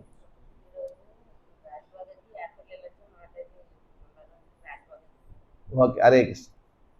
అందరూ చాలా భగవంతుని పట్ల ప్రేమతో మంచి ప్రేమ జీవిస్తున్న జగన్నాథ్ పట్ల మీకు తప్పకుండా జగన్నాథ్ యొక్క అనుగ్రహం లభిస్తుంది. ఆ విధంగా మనము భగవంతుణ్ణి ఆ విధంగా సేవించడమే ఉత్తమ జీవన విధానం. నువ్వు మన ఇంటికి మందుకు వస్తే అనేక రకాల వంటలు చేసి పెడతాం, ఆ శుభ్రం తినేసిపోతాడు అనమాట. తినేసి అది ఉప్పు ఎక్కువ చెప్పిపోతాడు అనమాట. అది అలా ఎప్పుడు వచ్చినా అలా పెడితేనే మా వాళ్ళు బాగా చూస్తాడు అనమాట. ఏదో కారణం పెట్టలేదు అనుకోండి, వాళ్ళు పట్టించుకోవాలంటాడు అన్నమాట. కానీ భగవంతుడు అలా కాదు. ఆయన ఎంతో మన ప్రేమని ఆయన స్వీకరించి మనం ఆశీర్వదిస్తాడు. ఎంత చిన్న సేవ చేసినా స్వీకరిస్తాడు, మనం అనుగ్రహిస్తాడు. కాబట్టి హరిసేవ చెడని పదార్థం, అన్నడికి కూడా చెడిపోయిన పదార్థం అన్నమాట. కాబట్టి ఎంత హరిసేవ చేస్తే అంత మంచిది. కాబట్టి చెయ్యండి, ప్రతి ఒక్కరు కూడా ఆ యొక్క హరిసేవను చేయండి, జగన్నాథ సేవను చేయండి. దానివల్ల మీకు ఎంతో సుకృతిని లభిస్తాయి. మనకున్న ధనము, ప్రాణము, శక్తి ప్రతీది కూడా భగవత్ సేవలు ఎంత వినియోగిస్తే అంత మంచిది. చిల ప్రభుపాదులు వారు 1 గంట కూడా రెస్ట్ తీసుకున్నారు, 2 గంటలు కూడా రెస్ట్ తీసుకున్నారు, గంట కూడా రెస్ట్ తీసుకున్నారు కాదు. అంత కష్టపడ్డారు భగవంతుడి గురించి. శక్తి అంతా భగవంతుడు ఇచ్చారు. ఆయన కాలాన్ని మొత్తం ఆ జీవితం అంతా భగవత్ సేవలో వినియోగించారు. అలాగే మన దగ్గర ఏది ఉంటే అది, మన దగ్గర కాలం ఉంది, శక్తి ఉంది, భగవత్ సేవలో వినియోగించండి. మీకు శక్తి ఉంది, వచ్చి భగవంతు సేవ చేయండి. నీ దగ్గర ధనం ఉంది, భగవత్ సేవలో వినియోగించు. నీకు తెలివితేటలు ఉన్నాయి, భగవత్ సేవలో వినియోగించు. అంతే. నీ దగ్గర ఏది ఉంటుంది వినియోగించు. అన్నీ ఒక దగ్గర ఉండవు. ఒకళ్ళు తెలివితేటలు ఉంటాయి, ఒక శక్తి ఉంటుంది, ఒక ధనం ఉంటుంది. ఒక 1,00,000 రూపాయలు ఇవ్వచ్చు, మన 1,00,000 రూపాయలు ఇవ్వలేకపోవచ్చు, కానీ శక్తిని ఉపయోగించు, నీ ఇంద్రియాలను ఉపయోగించు. అంతే. ఆ 1,00,000 రూపాయలు ఇచ్చిన వ్యక్తికి లభిస్తుంది, నీకు అది లభిస్తుంది. అంతే. నేను 1,00,000 రూపాయలు ఇవ్వలేకపోతున్నాను బాధపడాల్సిన అవసరం ఏం లేదు. 1,00,000 రూపాయలు గర్వపడాల్సిన అవసరం లేదు. చెప్పాను కదా, అన్నీ అయ్యాయి కదా. ప్రభుపాదులు చెప్తారు, వంకాయ టెంకాయ ఆయన ఇచ్చినయే. నువ్వు వంకాయ ఇచ్చినా భగవంతుడికి, టెంకాయ ఇచ్చినా ఆయన ఇచ్చినదే కదా. నువ్వేనా వంకాయ కాయ ఇస్తున్నావా, టెంకాయ కాయ ఇస్తున్నావా? ఏమీ లేదు, అన్నీ భగవంతుడు ఇచ్చినయే. నది నీళ్ళు నదికి అర్పిస్తున్నావు. నువ్వేమైనా బయట చెంతు నీళ్ళు ఎట్టుకెళ్తున్నావా, నదికి అర్పణ చేయడానికి? నది నీళ్ళు తీసి నదికి అర్పిస్తున్నావు అంతే. అక్కడ అర్పణం అనేది ముఖ్యం తప్పించి నది నీళ్ళు అర్పిస్తున్నాను కాదు. ఇక్కడ అంతే. అంటే ప్రతి ఒక్కరు కూడా ఏదో ఒకటి ఇవ్వండి. మీరు భగవంతుతో అనుసంధానం అవ్వాలంటే, అనుగ్రహం పొందాలంటే మీకున్న కాలాన్ని, శక్తిని, సామర్థ్యాన్ని, ధనాన్ని మీకు ఏది ఉంటే భగవత్సేవలో వినియోగించండి అంతే. అన్నీ మన దగ్గర లేకపోవచ్చు, ఉన్నది వినియోగించండి అంతే. మన శక్తి ఉంది, రోజు 1 గంట సర్వీస్ చేయండి. ఇక్కడ ఒక పూలు కొట్టండి, భగవంతు నైవేద్యం వండండి. ధనం ఉంది, నీకు చేయలేకపోతున్నావు, భగవంతు ధనం ఇవ్వండి సేవకి. నైవేద్యం వండడానికో, లేకపోతే బట్టల అలంకరణకో, ఆభరణాలకో, లేకపోతే ఇవ్వండి అంతే, అయిపోతుంది అంతే. ఏదైనా ఒకటే. కాబట్టి ఏదోటి భగవంతుడికి ఇవ్వాలన్నదే ప్రేమ. ఆయనకి లేదని కాదు, మన ఇవ్వాల్సిన అవసరం లేదు ఆయనకి అసలు. కోటేశ్వరం మండితో టీ ఇచ్చినట్టు అనమాట.